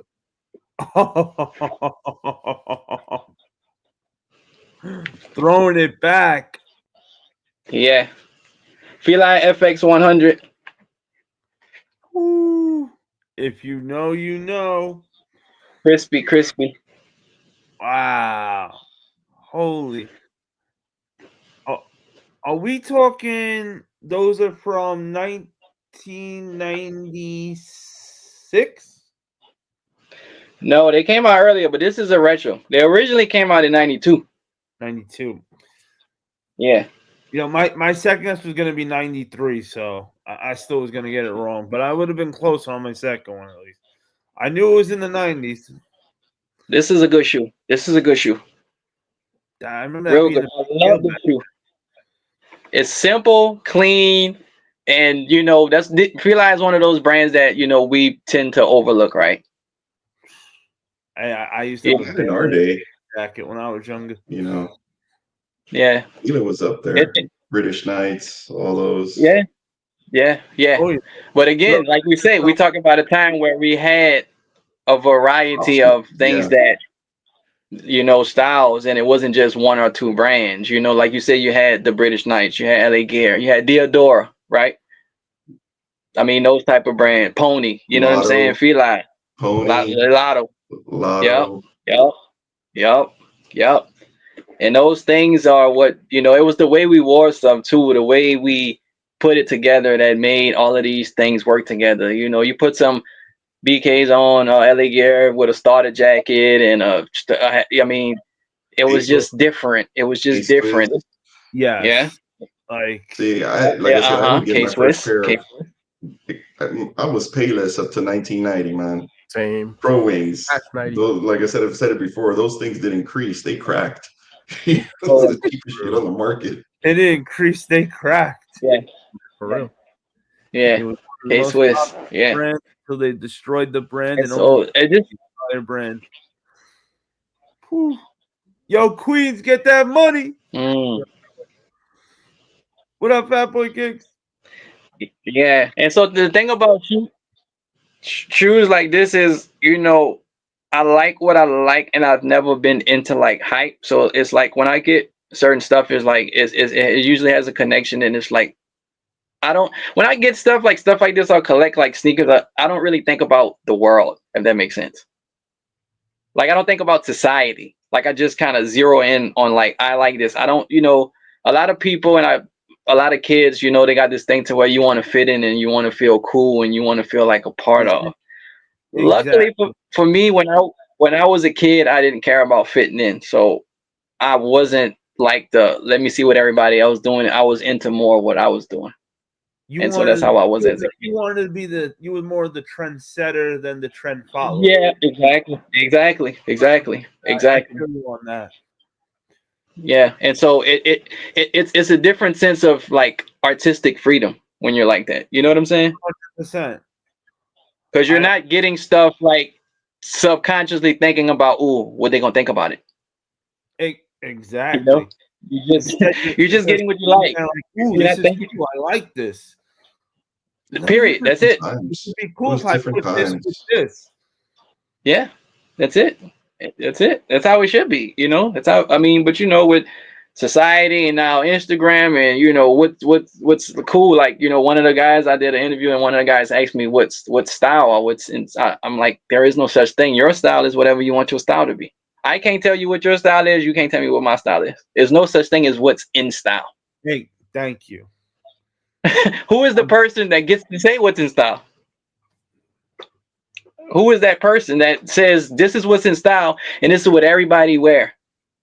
Who is the person? Nobody knows. It's no such thing. It's all made up. It's all made up. It's no such thing.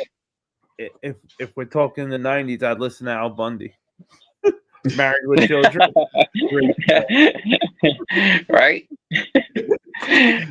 Oh, okay. And since we talking 90s, I'm gonna show y'all a special piece of clothing. Hopefully, it might strike or you've seen it before, but you might not remember, but you might, but you remember, but you kind of don't. I'm gonna show y'all a vintage Get Used by Ellie shirt. Oh, who remembers this brand? What's the brand again? Used.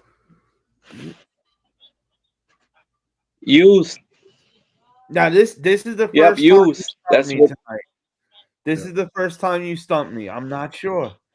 JB. Used. So you. That looks. Yeah. It looks. Who knows what used is? To the tag. Dang. Revolution said it looks familiar. Did Deion Sanders wear it? Familiar. I'm trying. Everybody. Chat. Anybody know it? Yo, what up, Just Jason? go look up some old videos. Revolution. it's one of those brands like if you knew, you probably saw it but didn't know the name, right? That's why I'm showing it. So Yeah. it's used. We just would say use, but the real name is Get Used. And that was the brand. And they made like jean jackets and jean outfits with whole rips but this was like the iconic how they put their. Got you. Oh, see, this is why this Will Roman is my OTC. I knew OTC would know. He said used was similar brand to Damage. There you go. He right. He's absolutely right. I like that. He's See, he didn't just say he knew it. He showed you that. He wanted to be like, yo, Terrance, I know. Yeah. But Shout out. Yeah. Will. Shout out to Will. That's my OTC. Yeah. So exactly what Will said. Like a lot of those type of jean outfits, like the combo, the rip with the hole with the. They did a lot of like those type of combos, similar to Damage. Oh no, JC Kick says is used from the 1950s. Nah, early 90s, early 90s. Oh man. And you probably seen it, but again, it's one of those things you probably seen, but you didn't know at the time what it was because you couldn't see like the name, the logo. Yeah. But rap videos from Grand Pooba to Tupac to I mean they Method Man. I mean everybody wore it. I believe it. Now, so this brand, Can I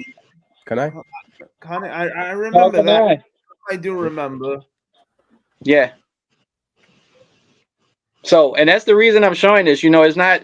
It's like I say. I like to do my own thing and kind of bring people into my world and not just show stuff that you know of. But it's kind of like a teaching moment too, right? I'll be right back. I got someone here, Hunter. I'll be right back. Do you think, Bulldog? Yep. So, Get Used is the brand. Used is the brand. It was a very popular brand in the 90s, but you probably didn't know because they had a bunch of it says used all over, but you couldn't tell unless you really looked at it. Exactly. Listen, I like it. I would rock it today. Shit. But they had a lot of cool pieces, and shout out to the homie in the chat that mentioned Damage because I'm gonna actually show you. I'm gonna actually show you a vintage Damage jacket.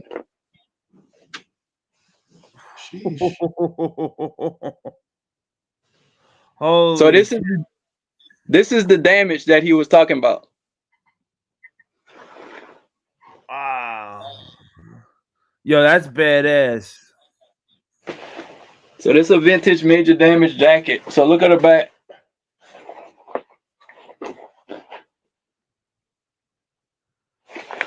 It says Damage. Now this is fashion. This is style, bro. This is swag. Like now we're talking. Like yo, you can't touch the 90s. Yeah. So this right here, this was again. This is stuff a lot of people don't know about. Certain people know about, and you had to know about it to know about it. But this brand and use Damage and use jean outfits, combos, jackets. That was it. That was it. See that patch? It's taking me back, bro. Wow. With the Damage across the back. Crazy piece. Crazy piece. Wow. Crazy piece. You know? Really throwing it back. Like. Yep. And something that we all remember. I'm gonna show another piece. I got this vintage. Oh yeah, now we're talking. Orange tag, not iceberg jeans, but iceberg history. Yep, that's my shit. Iceberg not the history. Black. It's a difference. Not the black tag, the orange tag. Orange tag.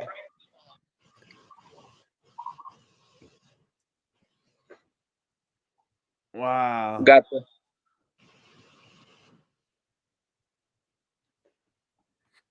the vintage iceberg sweater, original. Holy clean.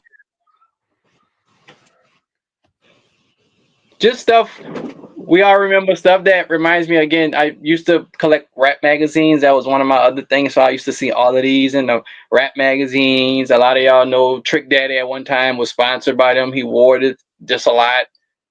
Jay-Z, everybody knew Jay-Z wore the iceberg sweaters. Everybody, athletes from the time, basketball players, iceberg history. Oh, iceberg history was where I was at with it because I loved all the character stuff and Yeah. I always had a guy that got everything that got the iceberg history stuff that all fell off a truck. So Yeah. Whew. So it's a crazy piece.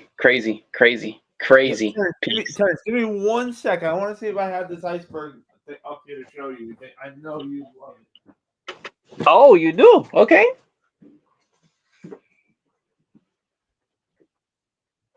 Feli FX 100, white and red, classic. We're just having fun showing a few things. Showing a few pieces. Oh yeah, I got it. You got it? Oh yeah. Let me see. Oh,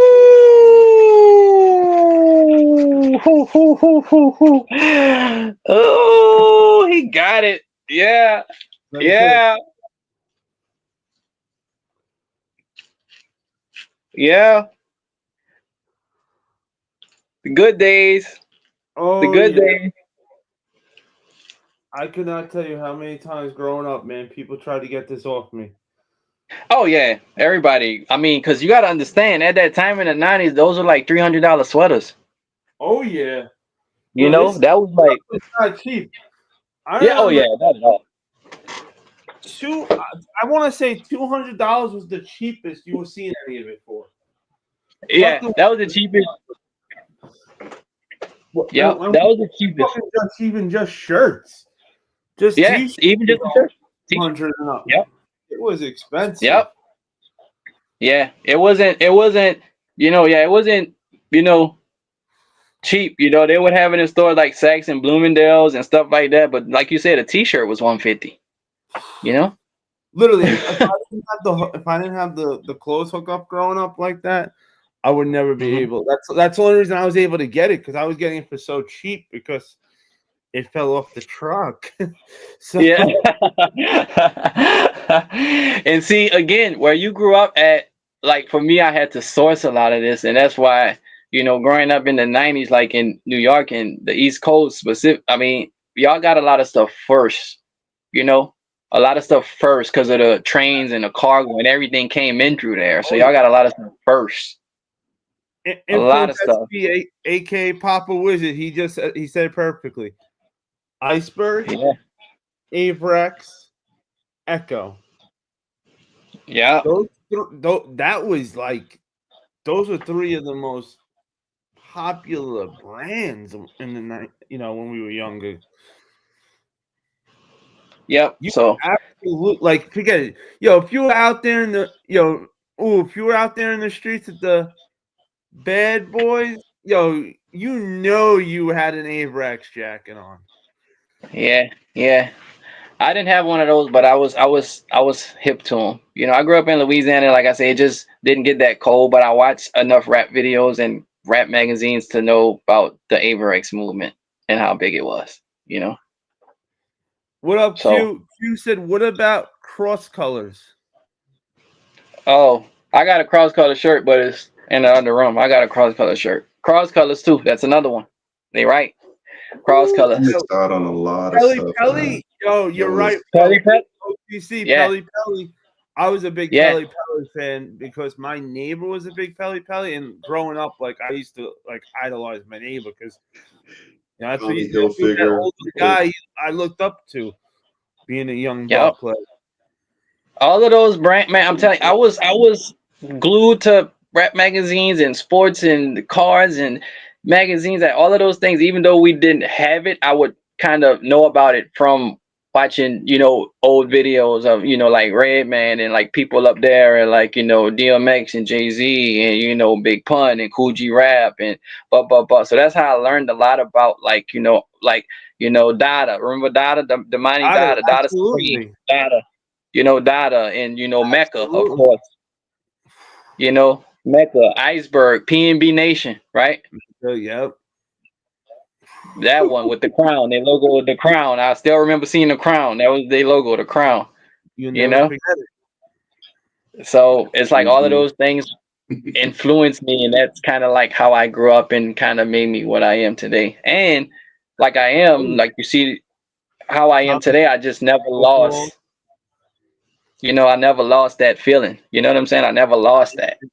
That's so awesome that you never lost it. Like, I and never I lost feel, it. you know, stuff like that. It really sticks to you. Like when you know, when you're real passionate about it, it sticks to you. Shit. I got a starter jacket in my. I made sure to always have at least a starter jacket on hand. Yeah, yeah. Can't, That Oh, was members only jacket. not have one. members only. Members only. Members only. You know, members only. Simple, Like, clean. Oh, see now with the members. Rockaware. Oh yeah. Right, yeah, yeah. I mean, with the members only and that whole style, you know, and I know we show shoes. I'm gonna show something right here since you know we talking. I'm gonna show something that's gonna really connect with everybody, and it's gonna throw a lot of people off. Okay. I'm gonna People had us in a really headlock. take Absolutely. it back And and Nietzsche was show like, the OG.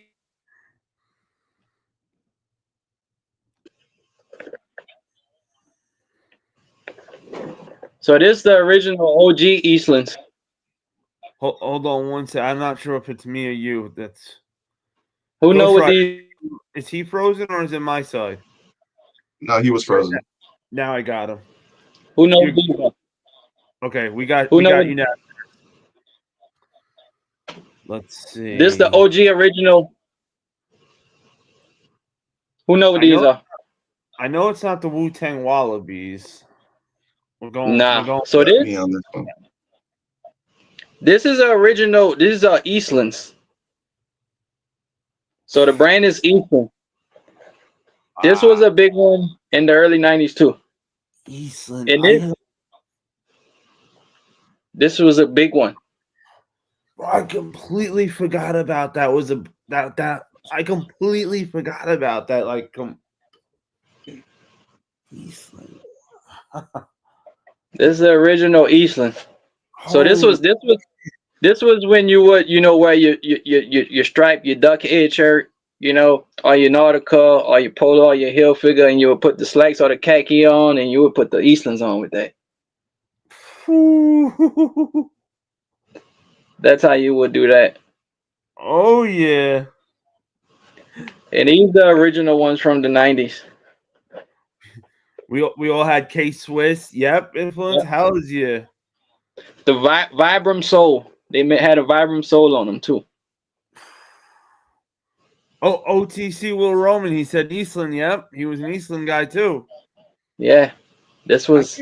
You have those like. This was a good dress shoe. Like when I grew up in Louisiana, we had this phase where we wore kind of like, you know, like the collar shirt with the casual sneaker. You know, like he said, the K-Swiss and like it was these type of everything was in the sneaker depending on like your ensemble and what you wore, you know. Oh yeah. Especially if you went to like the Sadie Hawkins dance, right? You can't wear no flights. You got to pull out the Eastlands when you go to the Sadie Hawkins. That's what this shoe was for. See Eastland was fire for those of us who couldn't afford the Polo Ranger boot. Yep. Lugs. Eastlands was a big deal. You know, Eastlands was. Lugs would be around without Eastland? No, right? I think Lugs. I think Lugs did they thing because of like the promotional aspect of it, but I just think they never really caught on because of like just really the designs, you know. And also, I don't know if you remember, they had a brand called Buffalino too. That I don't. I'm not sure about Buffalino.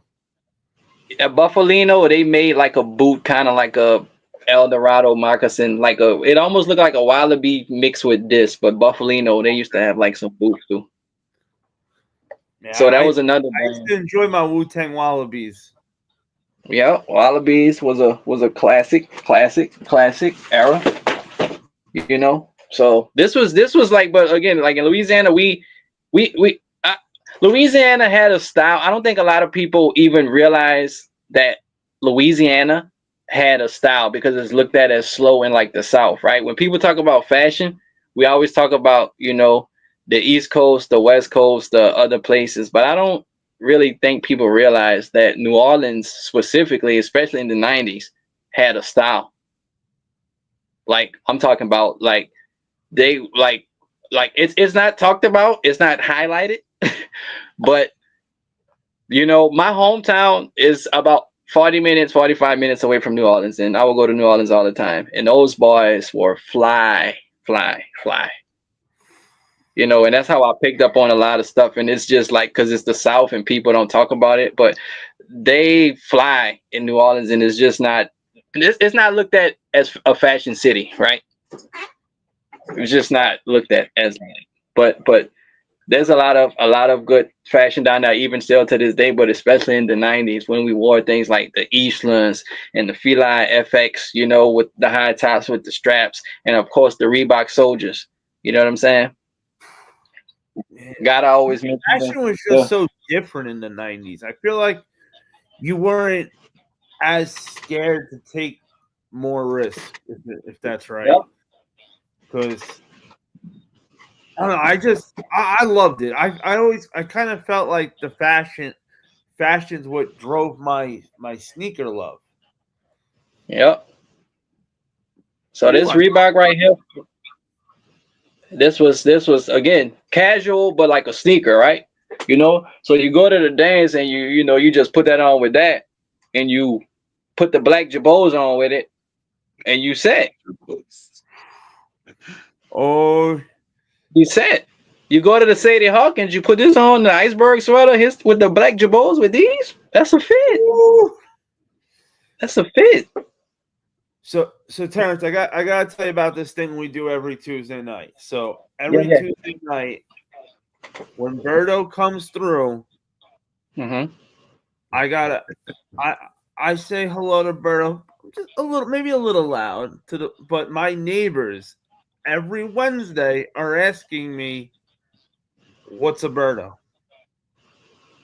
And that's because every time Berto comes through, I'm always just like, "Yo, Berto!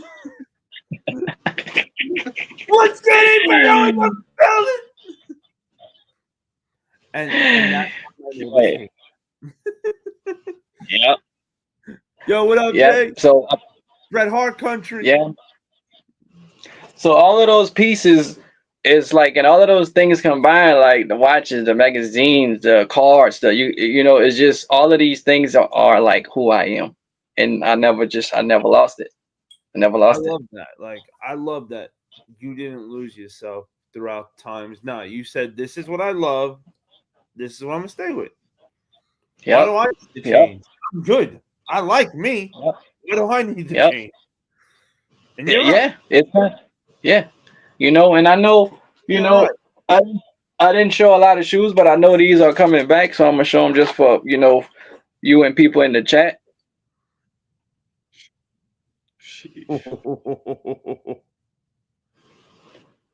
The Emerald. Ooh. Damn. Before they come back, the Emerald. You saw him here first. But, you know, sometimes when I like something too, I do stuff like this. Hey, I'd be guilty. You fit right in, man. I'd be guilty of that too. You know, when I'm looking for shoes and I find like certain gems and I know it's gonna be hard to find them, I'll get it again, because the chances of me running across it again by the time these get old, you know, that's how I kind of think. You know. hey, it's not a bad way to think. Why not? Yep. So those And are you're at the right place. We are a bunch of professional hoarders. We're professional though. yeah. So And also, we buy what we like. yep. Before these come back, I know they came with the leather ones, but the Oh yeah, Joe Dizzle, Dion's. Ooh. However do you want it? Ooh. Ooh. So awesome, just so fucking awesome. yep, the good old Dion. Salute. He said I had a pair of those diamond turfs. I'm sure it was 1993, the black pair with the red. Those are classic. Aso I said could- fire. Joe Dizzle said, "You just bringing it now. Oh, you just bragging now." Nah, I'm just having fun. You know, I'm just trying to show stuff that Hey, y'all that's don't get to see a lot. Woo. Oh shit. Raider Nation. Trying to show stuff that we don't normally see or Right. show. Whew. Bo knows, right? Oh knows. Come on. So I mean, we got stuff like that. We got stuff y'all really don't never see. Now, what do you call those now? Nike Air Digs. Okay. Yep. This a good shoe, and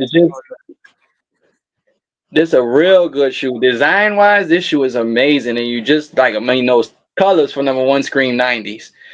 The shape of the shoe is actually light because it's kind of like a tennis shoe, like the sport tennis.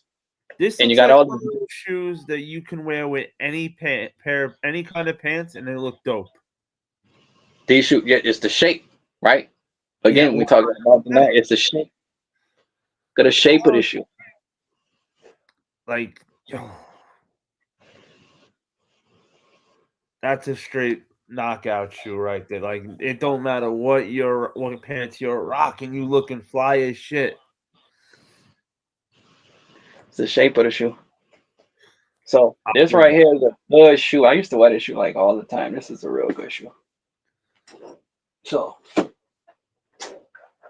I got, these supposed to be hitting the shelves again.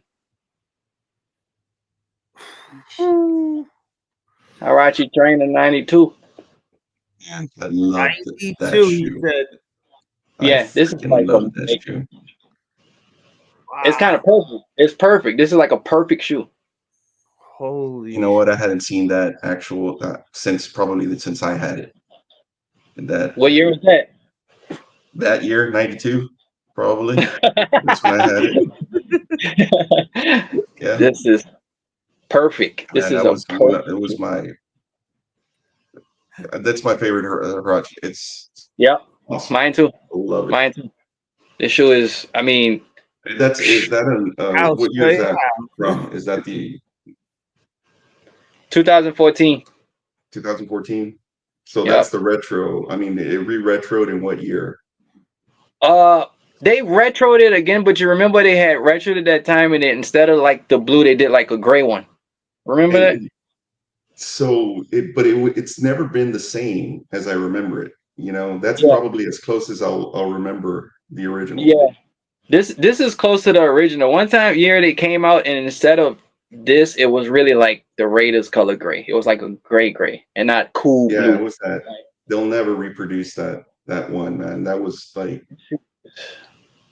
I mean, I love that shoe. Cam said I really wanted the shoe, but I got the Converse Tarmax instead. That's a good shoe though. I like that shoe. Wait, that's not a bad consolation prize at all. Like, Tarmax is a fire Converse. That's a right, like. Whew.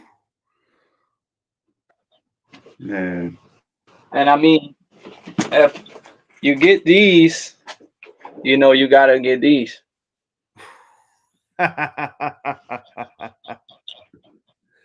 Oh man, holy! You gotta.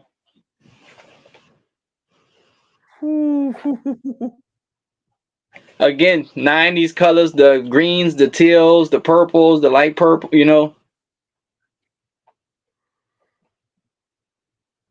Shoe is amazing. Amazing. It's my favorite shoe, actually. Not the shoe that mean the most to me, but it's my favorite shoe design-wise. Design wise, okay. What? So now, Design-wise. why design wise though is that your favorite shoe? Would you say? So I come to the realization that all of my favorite shoes have straps. Okay. That's number one. All of my favorite shoes from the 90s, the Barry Sanders, the Dion, the strap thing was, you know, in the 90s, the straps. That was Right. it. So the strap, the Huarache-ish sock in it, I like that part. And the thing that gets me a lot is the shape with a lot of shoes. Like it's the epitome of like a cross trainer type of shape, like shoe. The strap to hug your foot, you know, if you running, you jogging to play sports, the sock, but then it's still loose because it got the holes in it, you know. So it's not really tight round here. It's just across your foot. That's why the top is made with the holes in it and loose up here. So you can still shake and bake. Exactly. So the shoe kind of really stops way down here, but it hugs your foot right here. And just the shape of the shoe, the colors, you know? They just don't make shoes like this anymore.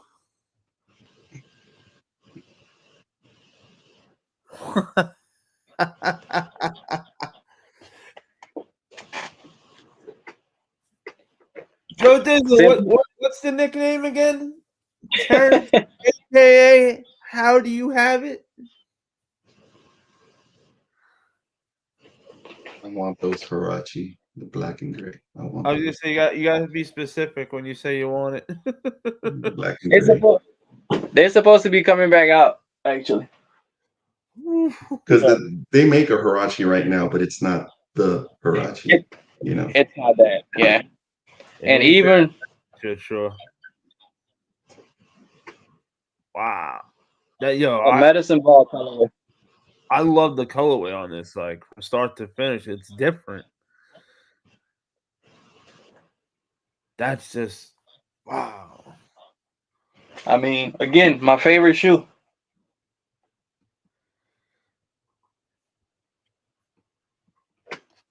My favorite shoe. The purple. Woo! I remember the purple.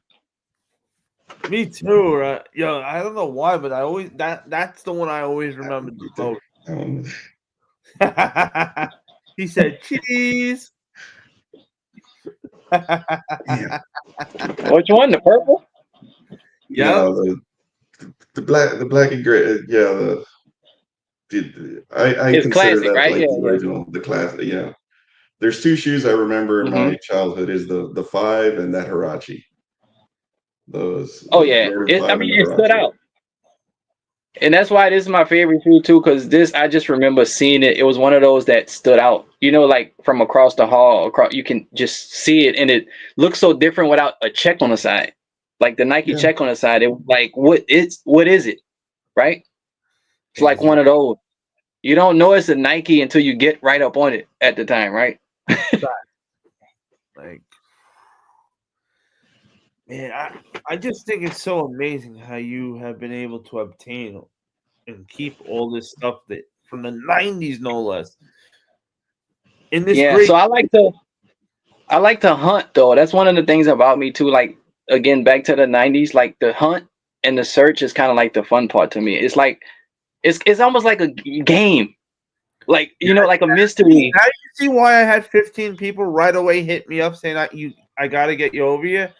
Just that alone. You didn't have to show anything. You could have just said that and they would have been like, yep, he needs to come here right now. He just said he loves the hunt. Like he's on. It's fun. It's a game. it's like trying to find stuff. It's like even me, like I don't know every shoe, so I try to remember. Oh, what did my cousin have, or what did in the East Bay. I try to, but luckily I have some of the East Bay. So I try to. We don't all remember all the names, right? Which you look like until you see it, right? Then you be like, oh, I remember, Remember but you that might not now. remember the name. So it's like, yeah, the hunt of trying to remember names of the shoe. What player won, right? That's a big thing I try to do. You know, what TV show? What TV show?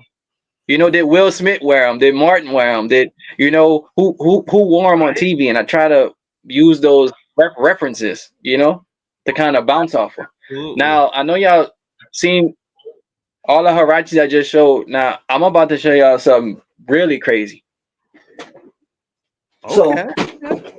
Harachi, we got those purple ones, but then we got the Transformer Harachi. The Transformer Harachi. What? You see the font on the toe? Holy shit.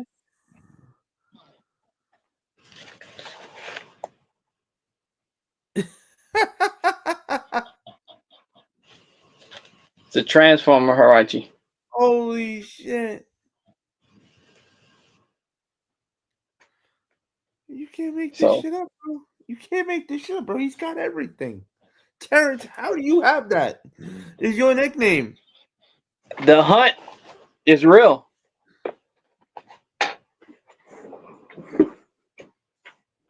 Holy shit. I mean, you do have the left shoe, right?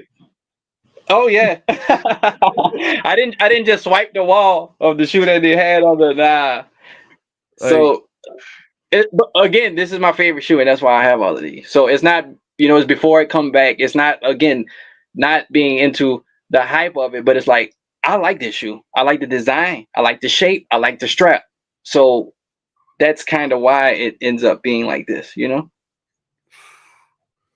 Fuck yeah. So, Nowadays, people don't like that freaking strap on there. I mean, oh, for real? People I like the strap and I like the netting on it. Oh, South Jersey had a question for you. Don't worry, South Jersey, I didn't forget. He said, Terrance, any old ACG stuff in the collection? I do, but it's in the other room. I only got I don't have everything in here. Mo also asked, do you like the Cortez Harachi? There's a 3 colorway. Yeah, I like the cream ones. Yeah, I know what he's talking about. I like the cream ones. They clean. And Will Roman, if none of the mods posted in the chat, because I was trying to find it. I know Area put it up. I'm not sure if it's pinned to the top. I tried to do it before, but I'm not sure if it's there because I can't see the beginning. But if one of the mods could put Terrance's information in the chat, so that way you guys can make sure you give him a follow. Yeah, follow me. It's my name. It's my real name, Terrance KeLLer. Right on the. That's it. It's my name on Instagram. I was saying, Will Roman, if you can't find him, just let me know and I'll just send it over to you. Is there anyone from the 90s of this silhouette you don't have? Man. He said nope. Now, what do you call those? This is like this is, I think, like a Negro League team. I knew that. I knew something. It meant something with that symbol. Thank you, Area.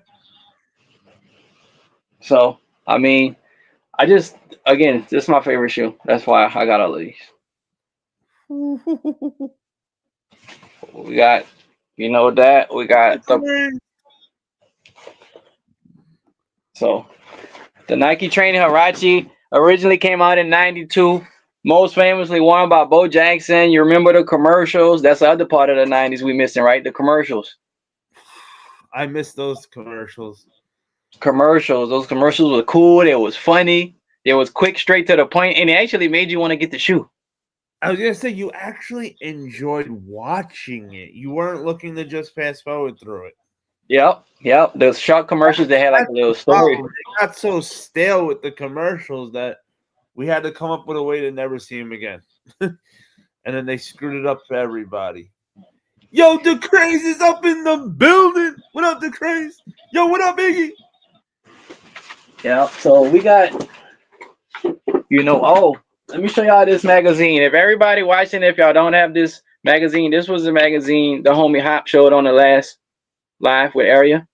This is the 1998 Slam Kicks magazine with Garnett on the front. This magazine has a variety of kicks and the names if you don't know the names and want to, and just the ads. And look at this page. Are those the Tim Duncans that we saw Payne pull out in the battle, I think, Friday night? Yep. Shit. They got the Duncans, the Tim Hardaways on there, the Pippins at the bottom. Pimpins? I was gonna say I had those Pimpins. This magazine is like, if you into vintage sneakers or 90s sneakers, this magazine, I mean, it's hard to find now, this magazine, but it has a lot of real good stuff, even for the Jordan people. Oh yeah. So I have the other colorway of those Jordan 13s right there. Oh, the navy, the blue, right? I got you. Real deal from that time. The blue, right? Oh yeah. That's a classic shoe. A lot of people had that shoe. It's a classic shoe. Shout out to everybody in the chat. Everybody still tuning in. I know we've been going 2 hours. We had a little technical difficulties. My apologies, but I'm just doing this off my phone and off my laptop. I'm not used to doing this. I'm just having fun. Yo, you're good people. You're a gentleman. Me, I'd be like, fuck you. You don't like my fucking screen. Yeah. So, but this magazine, yep, it's classic. When I found out about Flight Club, Classic. this was it. I went to Flight Club once a week. I would drive to Flight Club, sometimes twice, looking for this forever and ever. This was one of the shoes in the later 2000s I could never find. Now I'm lucky to have. I got 2 of them actually. One of them they talk, so I had to get another pair that didn't talk that I could wear. I wear them once a year. I don't want. That's a good shoe. It's a classic. I remember that shoe. Yeah, closest I could get to it. Yeah. It's classic though. It's classic. I remember those vividly. A lot of people had those. A lot of people wanted those. I remember those. The only thing I like when they started doing that, putting the blue. Like it was just different because it wasn't a Bulls color, right? Exactly. Yeah. What I was I like mad about that. when they remade them was why did they not remake them low, like they originally were? Why'd they remake them high? Yeah, that's a good question. That's a valid question. It would have been cool if they did both, but at least first remake them this way. How they were. Yeah. Because I was so excited when I found out, we're gonna get a new version of the colorway. That's great. I'm gonna buy those so I could actually wear them a lot of times and not worry about these crumbling on me. And then they did a high top version, which don't get me wrong, of course I had them, but I was a little disappointed. And since you are bringing us back to the 90s, I got to pull out my Grid. This was it for me. This was the white whale. Oh, wait, no. First, you have those beauties right there. Yeah. That's I remember, everybody, high school. If you did Only not wear have these once. you didn't sit at the cool kid table if you didn't have those. I'm sorry. You just didn't. Yeah. That's, again, design-wise. I had them on my feet. So again, design wise, we're going to look at those 13s. We're going to examine these, right? We're going to first examine the holographic thing on the side. Unlike any other shoe. Number two, we're going to look at the shape and how the black part wraps to the front like that. It almost looks like if you wrote that on paper, it's one of those things like it looked like it wouldn't work until you see it. Exactly. Like that piece to basically, it almost looks like they sewed a material on top of a leather shoe. Yeah. And then to put the red suede around it. Design wise, even the back, like how that curves, the red curve to that side, the way they, just the positioning of everything.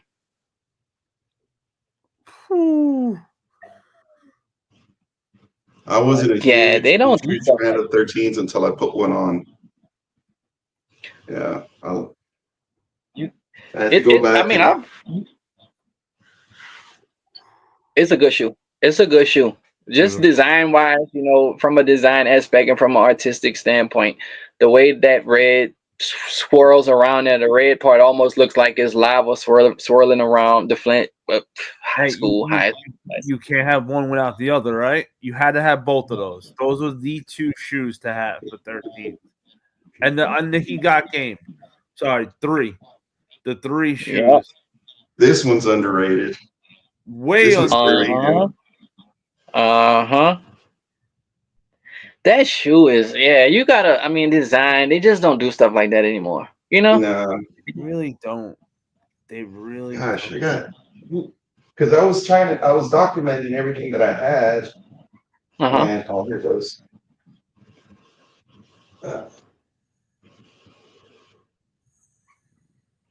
Wait a minute.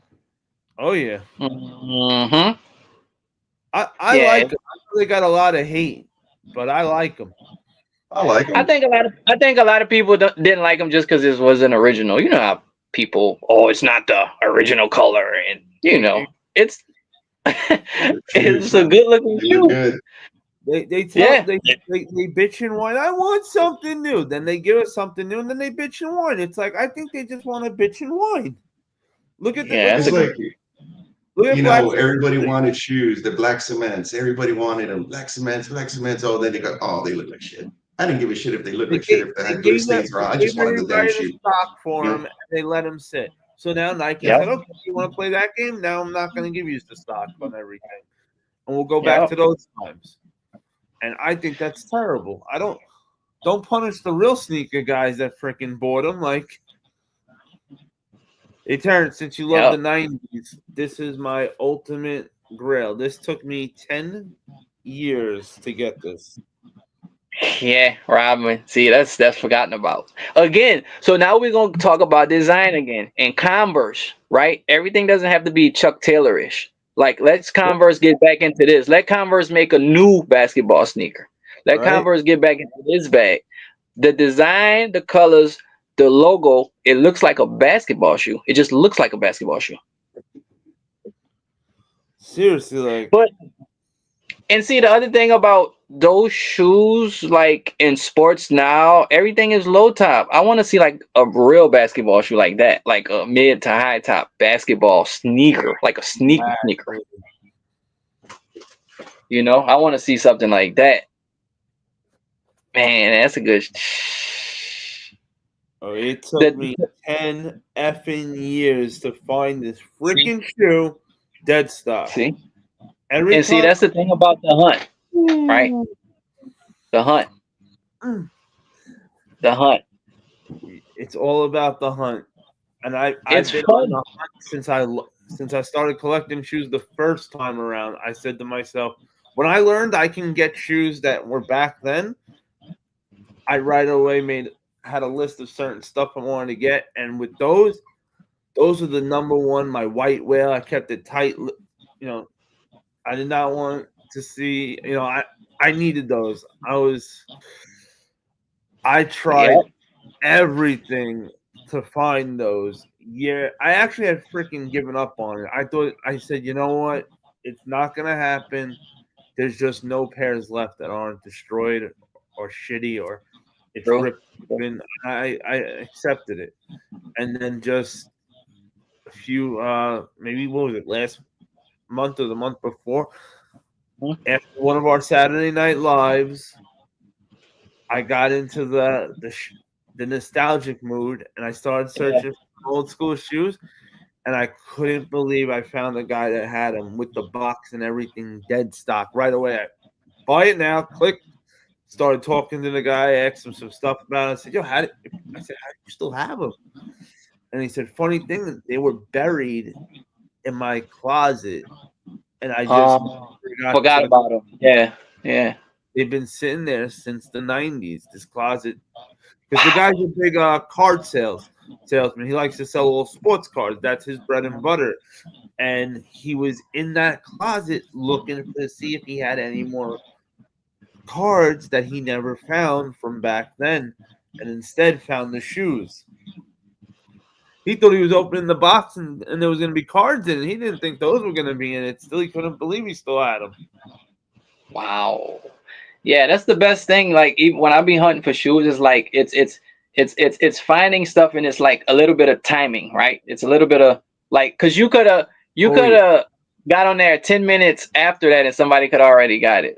So even that down to that second of when you see something online compared to thousands and millions of people, you see what I'm saying? 100%. It's kind of, that's the hunt for me. It's like, ooh, like, you know, and it's about the scroll. Like, say me, like, you could look for something right now. Y'all both could look for a shoe right now. We could be looking for the same shoe.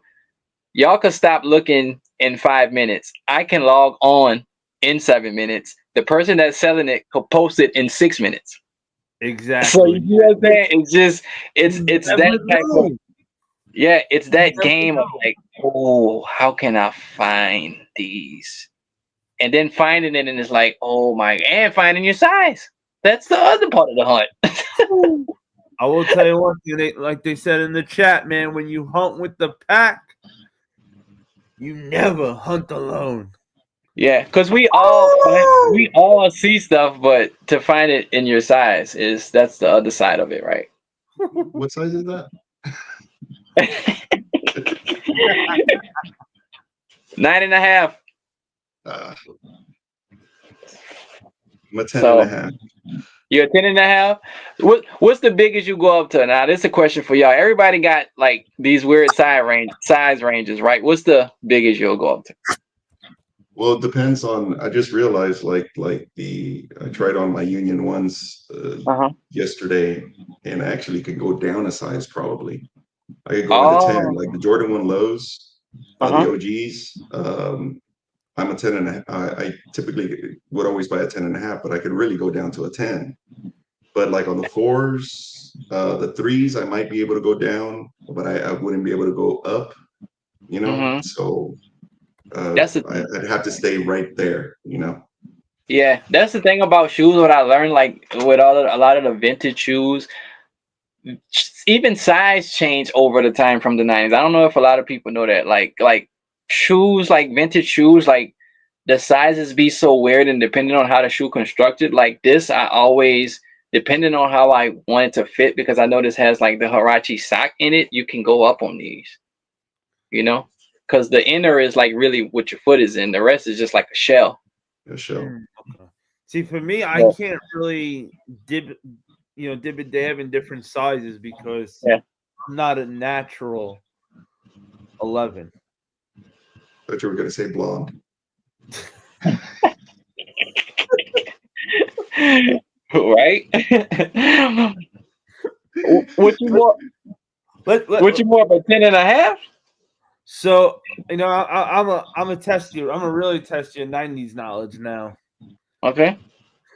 Do you remember back in the 90s when you were hanging out with all the homies and they had a way where if you didn't want to be a certain shoe size, you didn't have to be a certain shoe size. You can do something. You could wear different shoes to get your foot to the size you want it to be. But the trick was you had to do it when you were young. Nah, we didn't do that. Oh man, that was a big trick. So because when I had realized it, I said, "Yo, how are these guys that are like 6'7", a size 9 foot?" Yeah. And it didn't make sense to me how so many guys were size 9 and they were like monsters. Go look like this. And then they told me the trick. And I was at 11 and a half in 7th grade, 120 pounds soaking wet. I swear, if it rained and we had a flood, you were running to my foot. I looked just stupid as shit in these giant shoes being a twig. So I didn't want to do it. I needed to be a 10 and a half. Yeah. So you went down to your true size. So I went from 11 and a half down to 10 and a half. Then I even got a little crazy and I was able to squeeze. I was able to do 10 and a half. But I was told if you ever stop wearing it, your foot will go back to its natural size. And I screwed up over the summer, and now I lost my 10 and a half, and now I'm an 11. Okay. 11. Yeah. I can, my range depends on the shoe, but I'm a 9 and a half. I could do a 10. Some shoes I could do a 10 and a half. For me, I would never go down. I would go up. I would always rather go up because I'd rather the shoe be a little big than too tight. I can't wear it. Yeah, Like, exactly. I mean, you can always. Yeah. You can always stick it. You can always wear a thicker sock. You know what I'm saying? And stuff like that. But to go down and it be tight and be going somewhere in public and walking around all day, I'd rather go up and it be loose. Right? Yeah. It seems tight. like the older Jordan 4s, they're pinky toe killers. But if I wear a 10 and a half, and if I go up to 11, the 11 is too big, but the 10 and a half is too. It's like I need a 10 and 3/4 or something like that, you know. It's a no. So that was part of the ones that screwed me up in the summer. I tried fixing that problem, and it screwed my whole 10 and a half size up. Yeah, like an but SB, sometimes. Yeah, SBs, go ahead. you know, I go true to size, and everyone says you need to go up half a size. I'm fine at my 10 and a half with my SBs, with the fat tongue, regardless.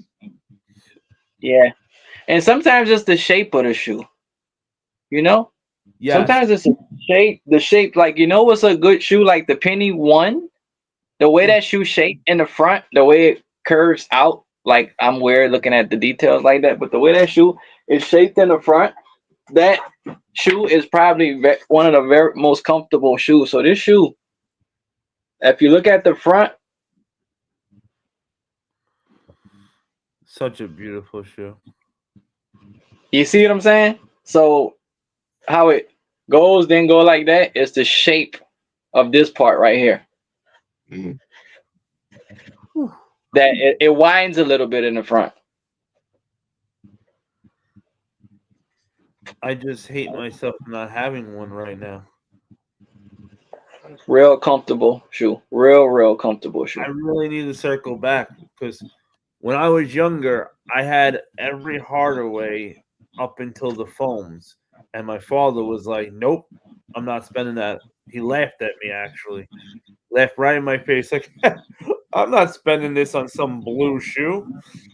And if you remember back then, you didn't buy a bright color blue shoe like the foam posits.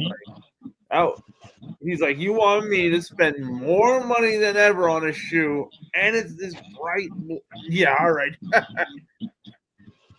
Yeah, this is circle back on these. This is a good shoe. It's real comfortable. I'm mad. I heard that the Nike outlets had them, and every time I go to a Nike outlet now, I look for them, and of course I don't see. I'll see like one of the outrageous colorways, and I'm like, nah. I want the OG colorways, like some of that good shit. So, like right here says, Will Roman says, take the insole out. Oh, I do that as it is. I've never worn a shoe without the insole. So It honestly feels the same. I really don't feel the difference, but I grew up a basketball player, so maybe I don't know if it's different. My feet are used to a certain pain, so I don't really feel it like that. No, but I would try Yeah. it. It's not really bad. Like, But I yo, guess what up, if you're not going to like a festival or somewhere where you gotta walk a lot, because isn't underneath the insole like harder? Yeah, technically. Yeah, that's what I'm saying. Like I wouldn't walk like miles in them or go to like somewhere you gotta stand all day. All right, so Yeah. for instance, today, I didn't know how going to the first come first serve was going to be. All I knew is I was getting there about 2 hours almost before the store opened. So, and I wanted to be in SBs. I didn't want to not be in SBs to grab an SB. I don't know if they get crazy like that or whatnot. So, I wore my aluminums SBs. Right before I left the house, I said, you know what? Wait a minute. I took them off and I took the insoles out to give me more room. Yeah. Put them back on. I was fine. Now, Yeah. if you, as long as you, and I know most people do wear socks with their shoes, but if you're wearing socks with your shoes with the insoles out, it really isn't that much of a difference. It may feel like weird, like the first time you try it, but like do it 2-3 times, and I promise you, like honestly, it really isn't that big of a deal. Yeah. I never tried it. The insoles out. Always make sure to take your hand and rub it in there first, just to make sure, because some shoes you can take the insole out and there can be something sharp and a little pointy. Yeah. Okay. Your foot in, it's gonna stab you. You're gonna bleed. So Yeah. Yeah. better to be safe than bleed. Hey, I'm a before we go and before we wrap it up, I'm gonna show y'all one more item. It's not a shoe. I'm gonna show y'all one more thing that's gonna bring back a lot of memories. A lot of memories.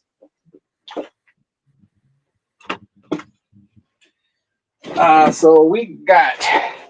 Let me see. This is from 1988. 1980. Okay, 1988. Yes. A paper boy. Yes, he did not do it. Yes. I'm not the only sick fuck who still has these things. Yes. 1988. No, it worked. Wow.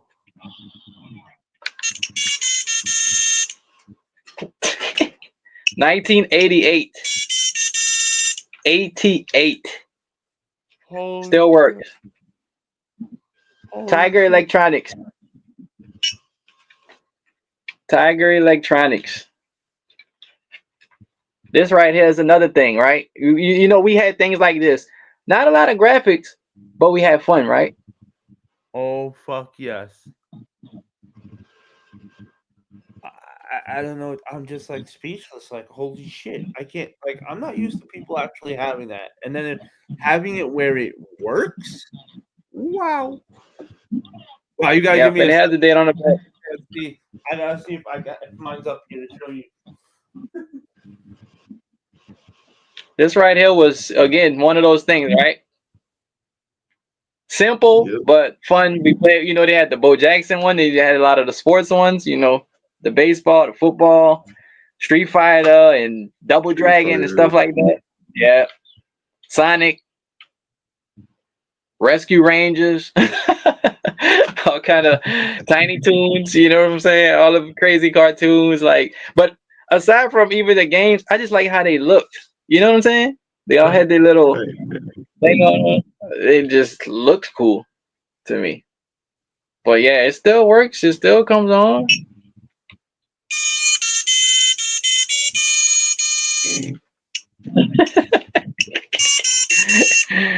So this is cool. You just ride down the street on a bike and throw papers in the garage. I mean, who would have thought? You know, that'd be fun. You know. Yeah. Yep. Simplicity, though. That's the other thing about the 90s, right? So you didn't need much, right? And the thing about games like this, and even just playing outside, we use our imagination a lot more, Mhm. So everything was simple, but our imagination, we had to make up games, right? We didn't have all of the 1,000 toys and we had to make up games and use, one ball for every sport. We played football with a tennis ball. Got You him. didn't have a football for football, everything separate, right? You play baseball with a tennis ball. You play football with a tennis ball. So it's Just for you. Now I don't have any batteries in them, so I don't know. I don't know if any of them work still, but we got them at least. It's a start. It's a start, right? yeah. Start with Power Rangers. Rangers. I just like how they look. They so cool. We're gonna go even older than this. Ghostbusters. Ooh.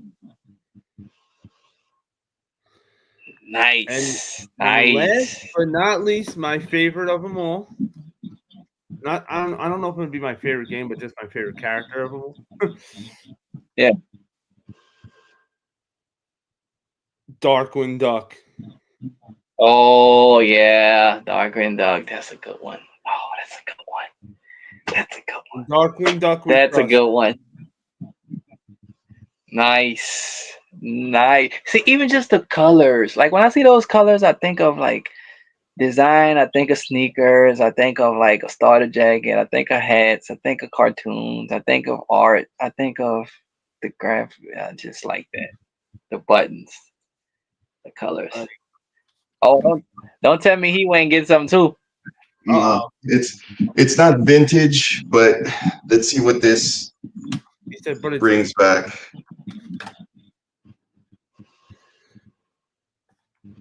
Oh yeah, Voltron. Fuck yes. Oh, damn. Okay. Oh, I see. You like to keep your stuff in a box. Well, it's just that recently I did a remodel and I have a place to put them now. But eventually I'm going to take it out of the box. But I do have the Lions, and this is the. Like I said, it's not vintage. It's fairly new, but it's Bandai. It's not it's like die cast. It's high end detail. But this brings back, my childhood. Growing up on Voltron, 80s. And I have this one, and I also have. Oh yeah. See, that's what it's about. Connecting to your childhood. That's what it's all about. That's what it's all about. Defender. Nice. So I'm a huge mech fan, a huge Transformers fan, but my one all-time favorite cartoon, growing up was a little bit more serious, which was Robotech. I don't know if you were familiar with it. No, I never showed me what Robotech is. It's actually Macross. Oh shit. So Veritechs, Valkyries, they were called. It was a cartoon. It was anime. It was called Macross, and in the US, they combined 3 different series into one series called Robotech. Yeah. The 3 series weren't related to each other, but they made it into some type of a continuity. But these were the first series, Macross. They were pretty much like an F-14 Tomcat, but they were piloted by humans and stuff. Look it up, man. It was awesome. The cartoon was awesome. A lot more adult theme, and it was around the same time as Transformers and everything. But this is like my all-time favorite cartoon or anime, Robotech. Yeah.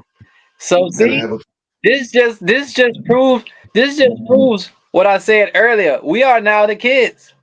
100%. And we are not the kids. I don't know this too much, but if I was ever gonna break this out, this was the night to break this out. Since you love 90s nostalgia, you love starter jackets. Let me show you how I became North Carolina's #1 draft pick.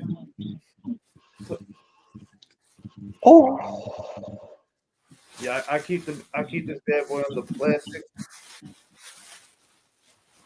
Hold on, let me pull this plastic. Oh, you wore it? You wore it before? Oh yeah, I keep my shit so like, so it don't get effed up. That's too clean. Ooh, that's man. Come on, man. That Hornets, man.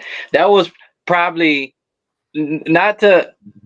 Okay, that might have been that. That's definitely one of the top 3 sports colors teams of the 90s. Easily, the Hornets. The Hornets, everything. Everybody wanted the Hornets. Man, I wish I could tell you I had more left, but this is the only one I have left. No, that's the only one you need. The Hornets. You That's ain't one wrong. of the top. You ain't wrong. I mean, teal and purple is like 90s colorways through and through. Teal and purple. That was just a big hit color combo in the 90s. Everything was teal and purple.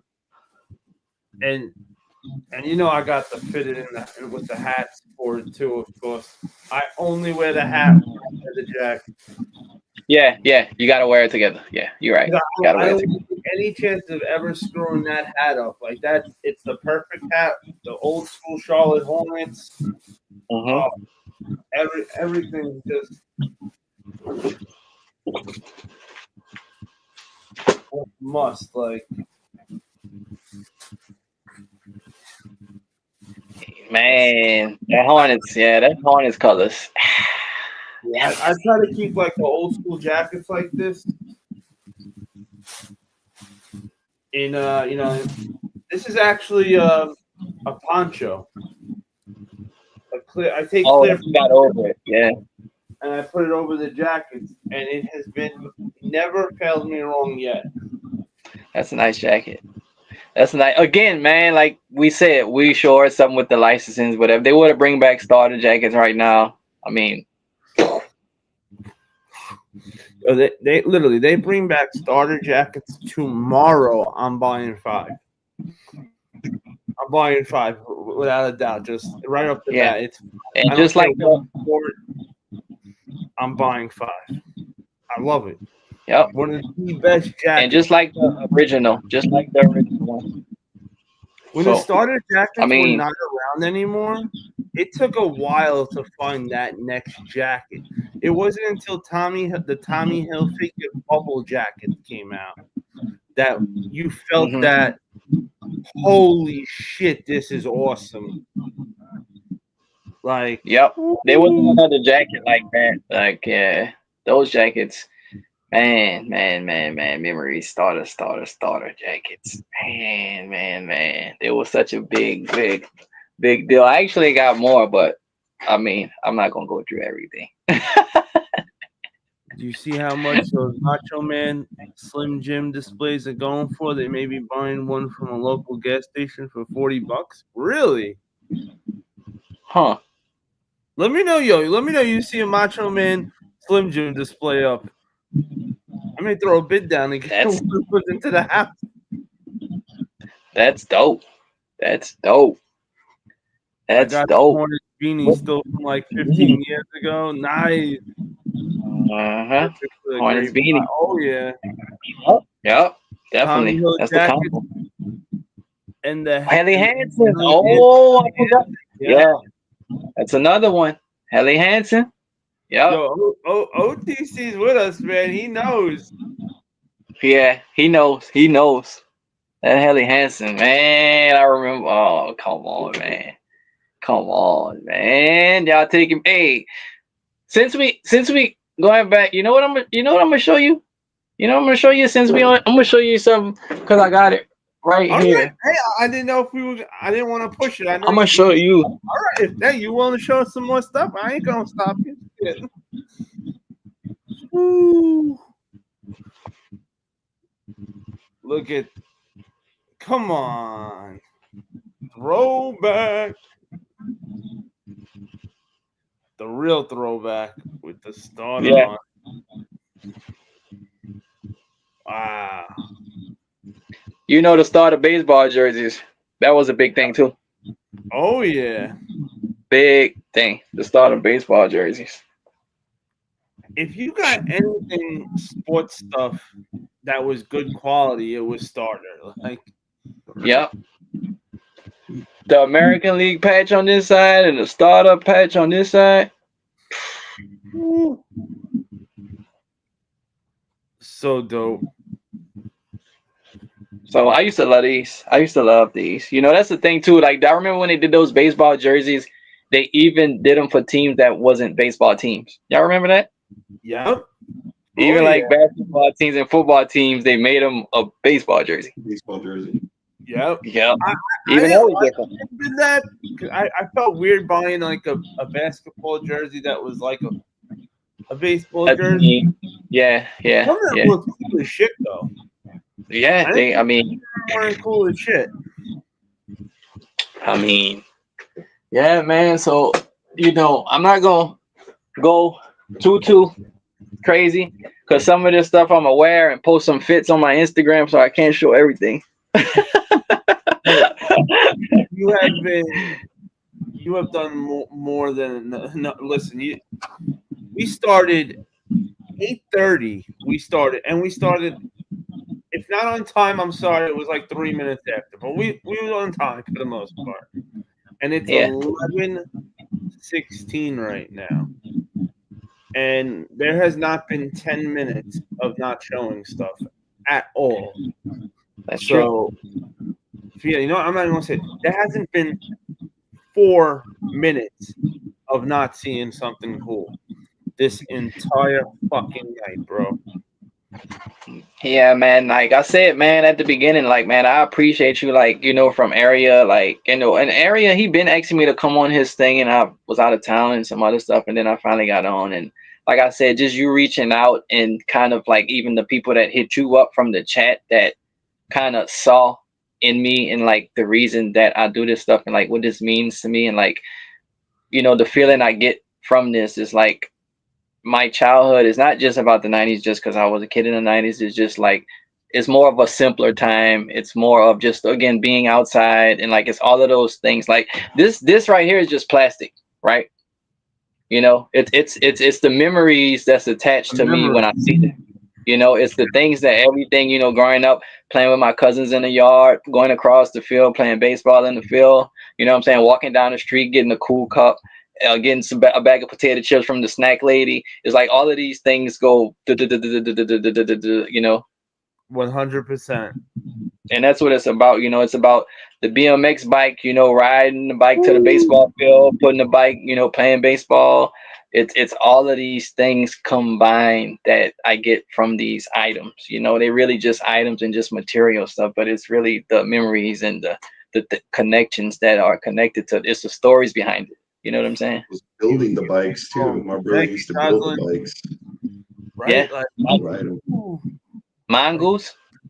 Mongoose. He had a PK Ripper. PK Ripper. Yep. Yeah. Yep. It's just you remember the time around that and just, you know, before, you know, social media, before, you know, reality TV, we had actual sitcoms. You know what I'm saying? We had music videos. Music videos don't even come on TV anymore. I'm so grateful that we didn't have the internet growing up. Like it teaches you to, again, we was the last of the area, and that, you know, like me, I can speak for myself, is the reason I appreciate everything and I look at things through a different lens, and you know what it is to have one toy for a long time and use it for multi-purpose and play with outside and play even just with dirt and make sticks out of, you know, play with sticks and build houses out of sticks and play in the dirt and play with grass. I grew up in Louisiana. We played in the ditch. You know what I'm saying? We had ditches, so we played in the ditch. You know what I'm saying? That was jumping across the ditch, climbing trees as kids. I mean, it's so much. It's so much behind this. It's not even this, right? It's everything behind it. It's everything that comes with it. It's everything behind it, and that's why I do this, you know. And I'm glad that you from Areas Chat and everybody that hit you up saw that in me, because that's really what I'm trying to display when I show this stuff. I never want to feel like I'm showing off. That's not my aim. That's not my goal. That's not what I'm about. That's not even my style. You know, it's just I want to show what I'm into and why I'm into it, and like the connections and, you know, these things that have these memories attached to it. You know what I'm saying? The minute they saw the collectibles behind you, your love for the 90s, all the way you're so passionate, they were like, Hunter, you got to get Terrance to come on. Hunter, you got it. And it was one after another and I was so happy because I'm saying to myself, hey, that's what I thought. I thought Yeah. I got to get Terrance to come through on a Tuesday night. Nah, I appreciate it. And I was so happy that you were like, yeah, well, let's do it, because I didn't know if you were going to be cool, if you were, if you wanted to do it, and not everybody likes to go on a live. I understand it. Yeah. I get Shit, it. I mean, didn't even want to get on. in the beginning, it took me a little bit before I was like, yeah. okay with this. Yeah.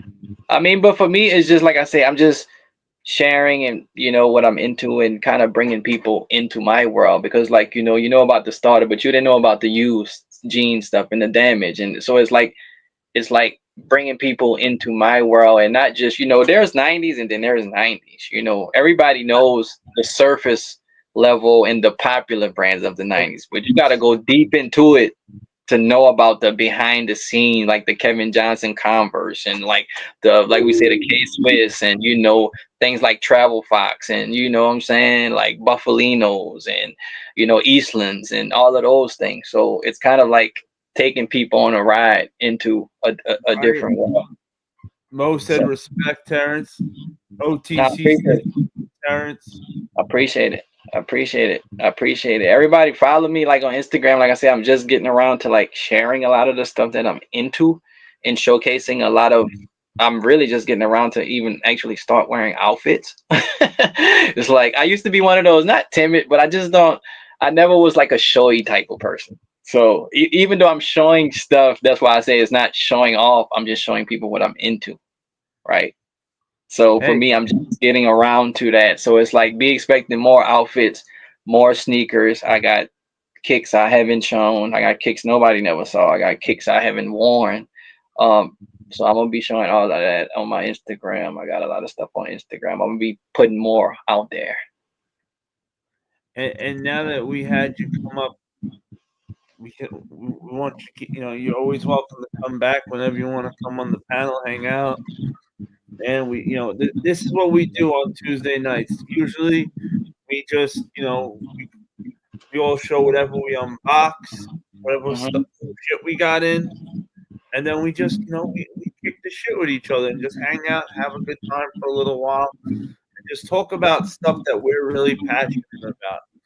Yeah, no, I appreciate it, man. Like, I appreciate it. And then the other thing I forget that. Because I kind of, when it comes to art or anything artistic, I kind of like express myself through fashion, sneakers, and collectibles, and et cetera, et cetera. But I actually also do music, but I do so much stuff that I even forget sometimes I do music.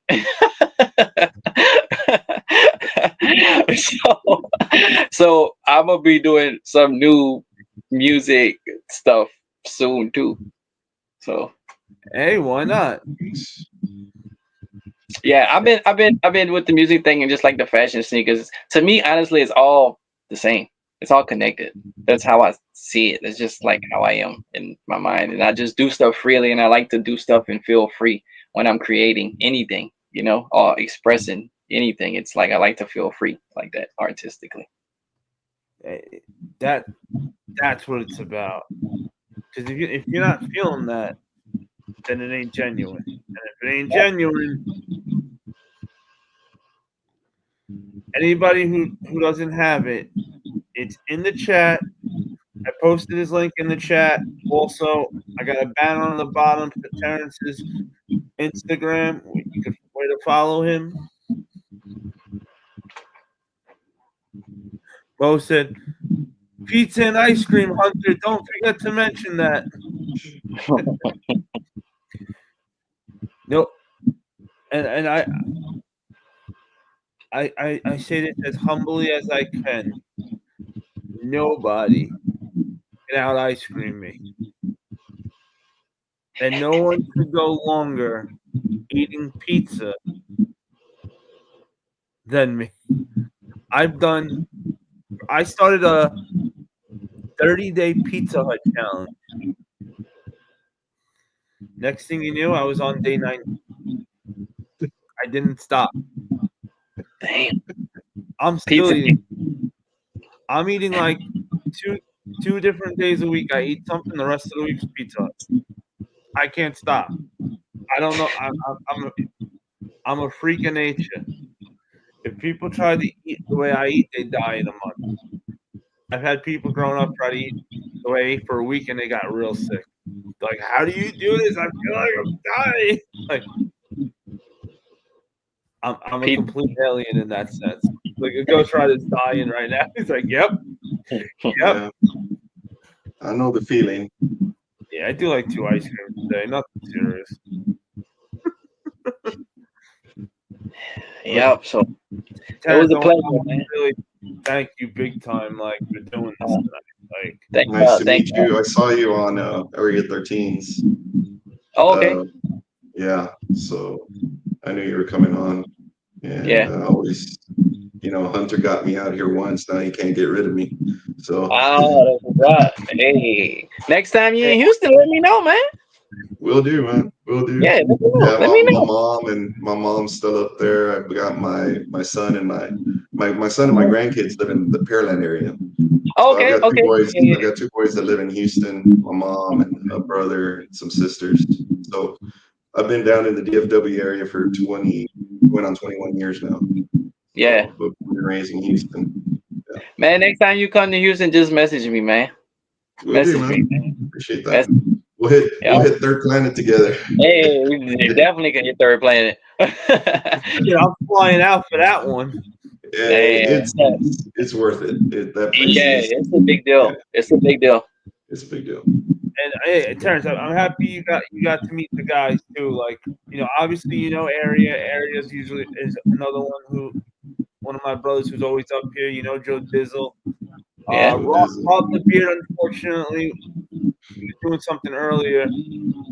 He usually Rob the Beard would be up here, but these are my guys. Like, every Tuesday we're all here doing this. And I'm one of the newer ones, so. Yeah. Okay. Rojo, my sergeant at arms, Hunter. In the chat, Mo, Mr. Old School, Murderman, Lil Roman, just great people all around. No bullshit. Positive vibes. If you come on, I feel like if you come on YouTube for bullshit, you're just very weak-minded. Maybe you didn't get a hug in life. And hey, I understand that sucks, but do it somewhere else. We're not over here for that. We want to have fun.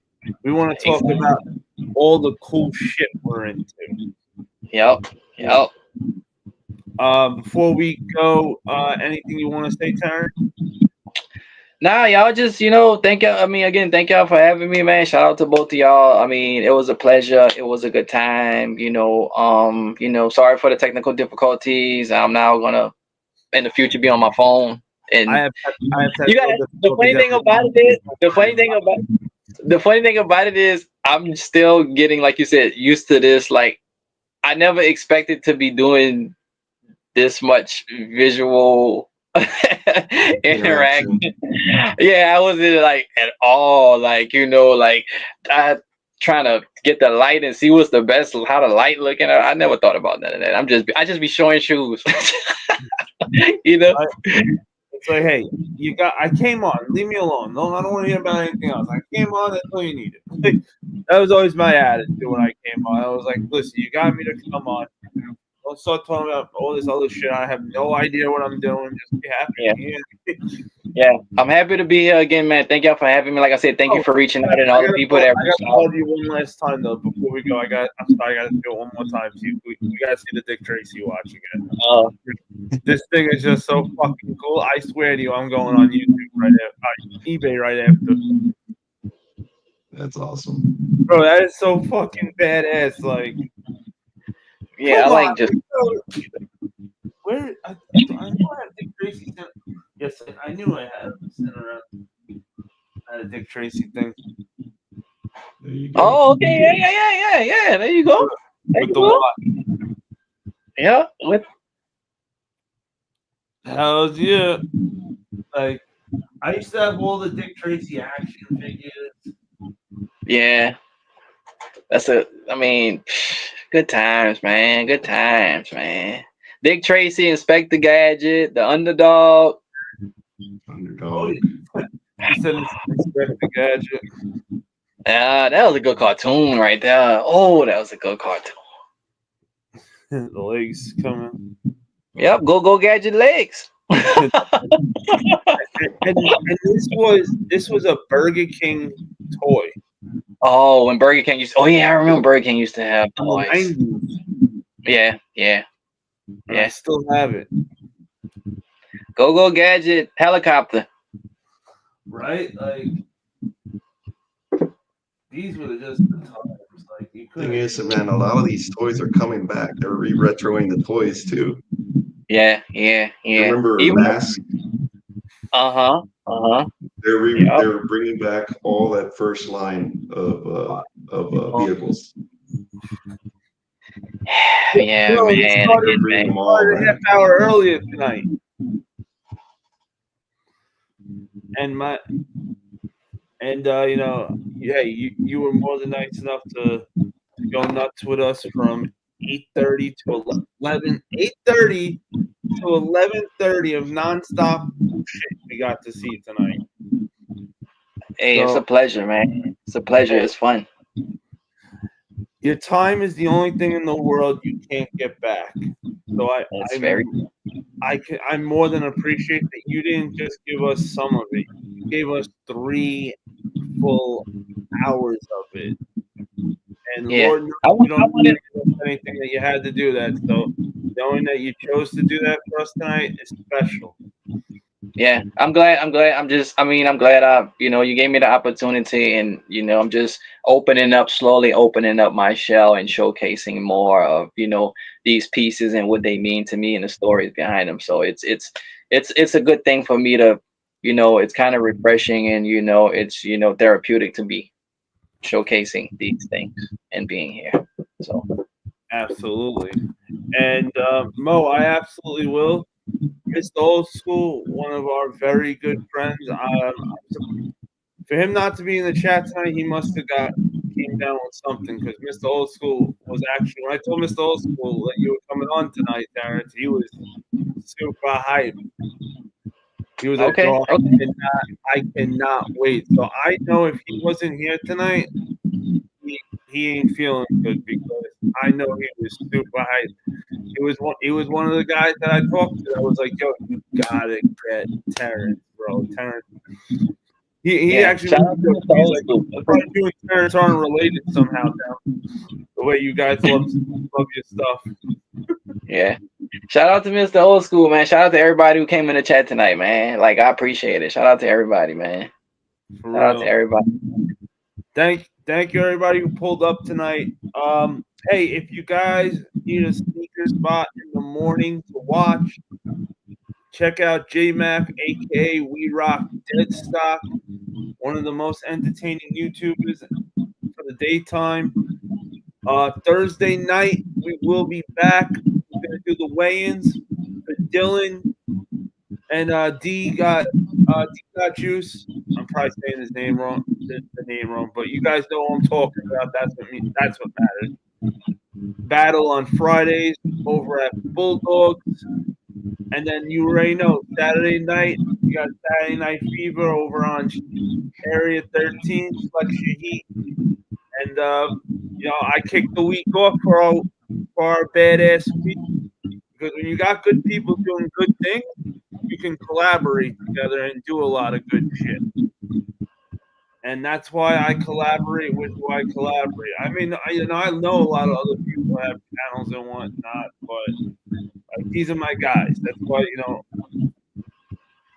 we have that mutual respect for each other. Like, either we're on each other's lives or we're in the chat supporting each other, but we're never trying to, like, go the same time and all that shit. No. We have I like to respect. at least try to jump on and say hi on Yeah. the chat, at least when I can make it, if I can't make it. But it's all about supporting Exactly, and man. building a community. Make sure you guys follow Terrance, follow Ghost Rider if you haven't already, bro. These are my guys, bro. And if you haven't hit that like button or subscribe to the channel, stop living under a rock. Don't be an ass. Hit the button. It's free $99. Support is free. Not my ice cream. And when you hunt with the pack, you never hunt alone. We'll catch everybody on the next one. Yeah. Peace.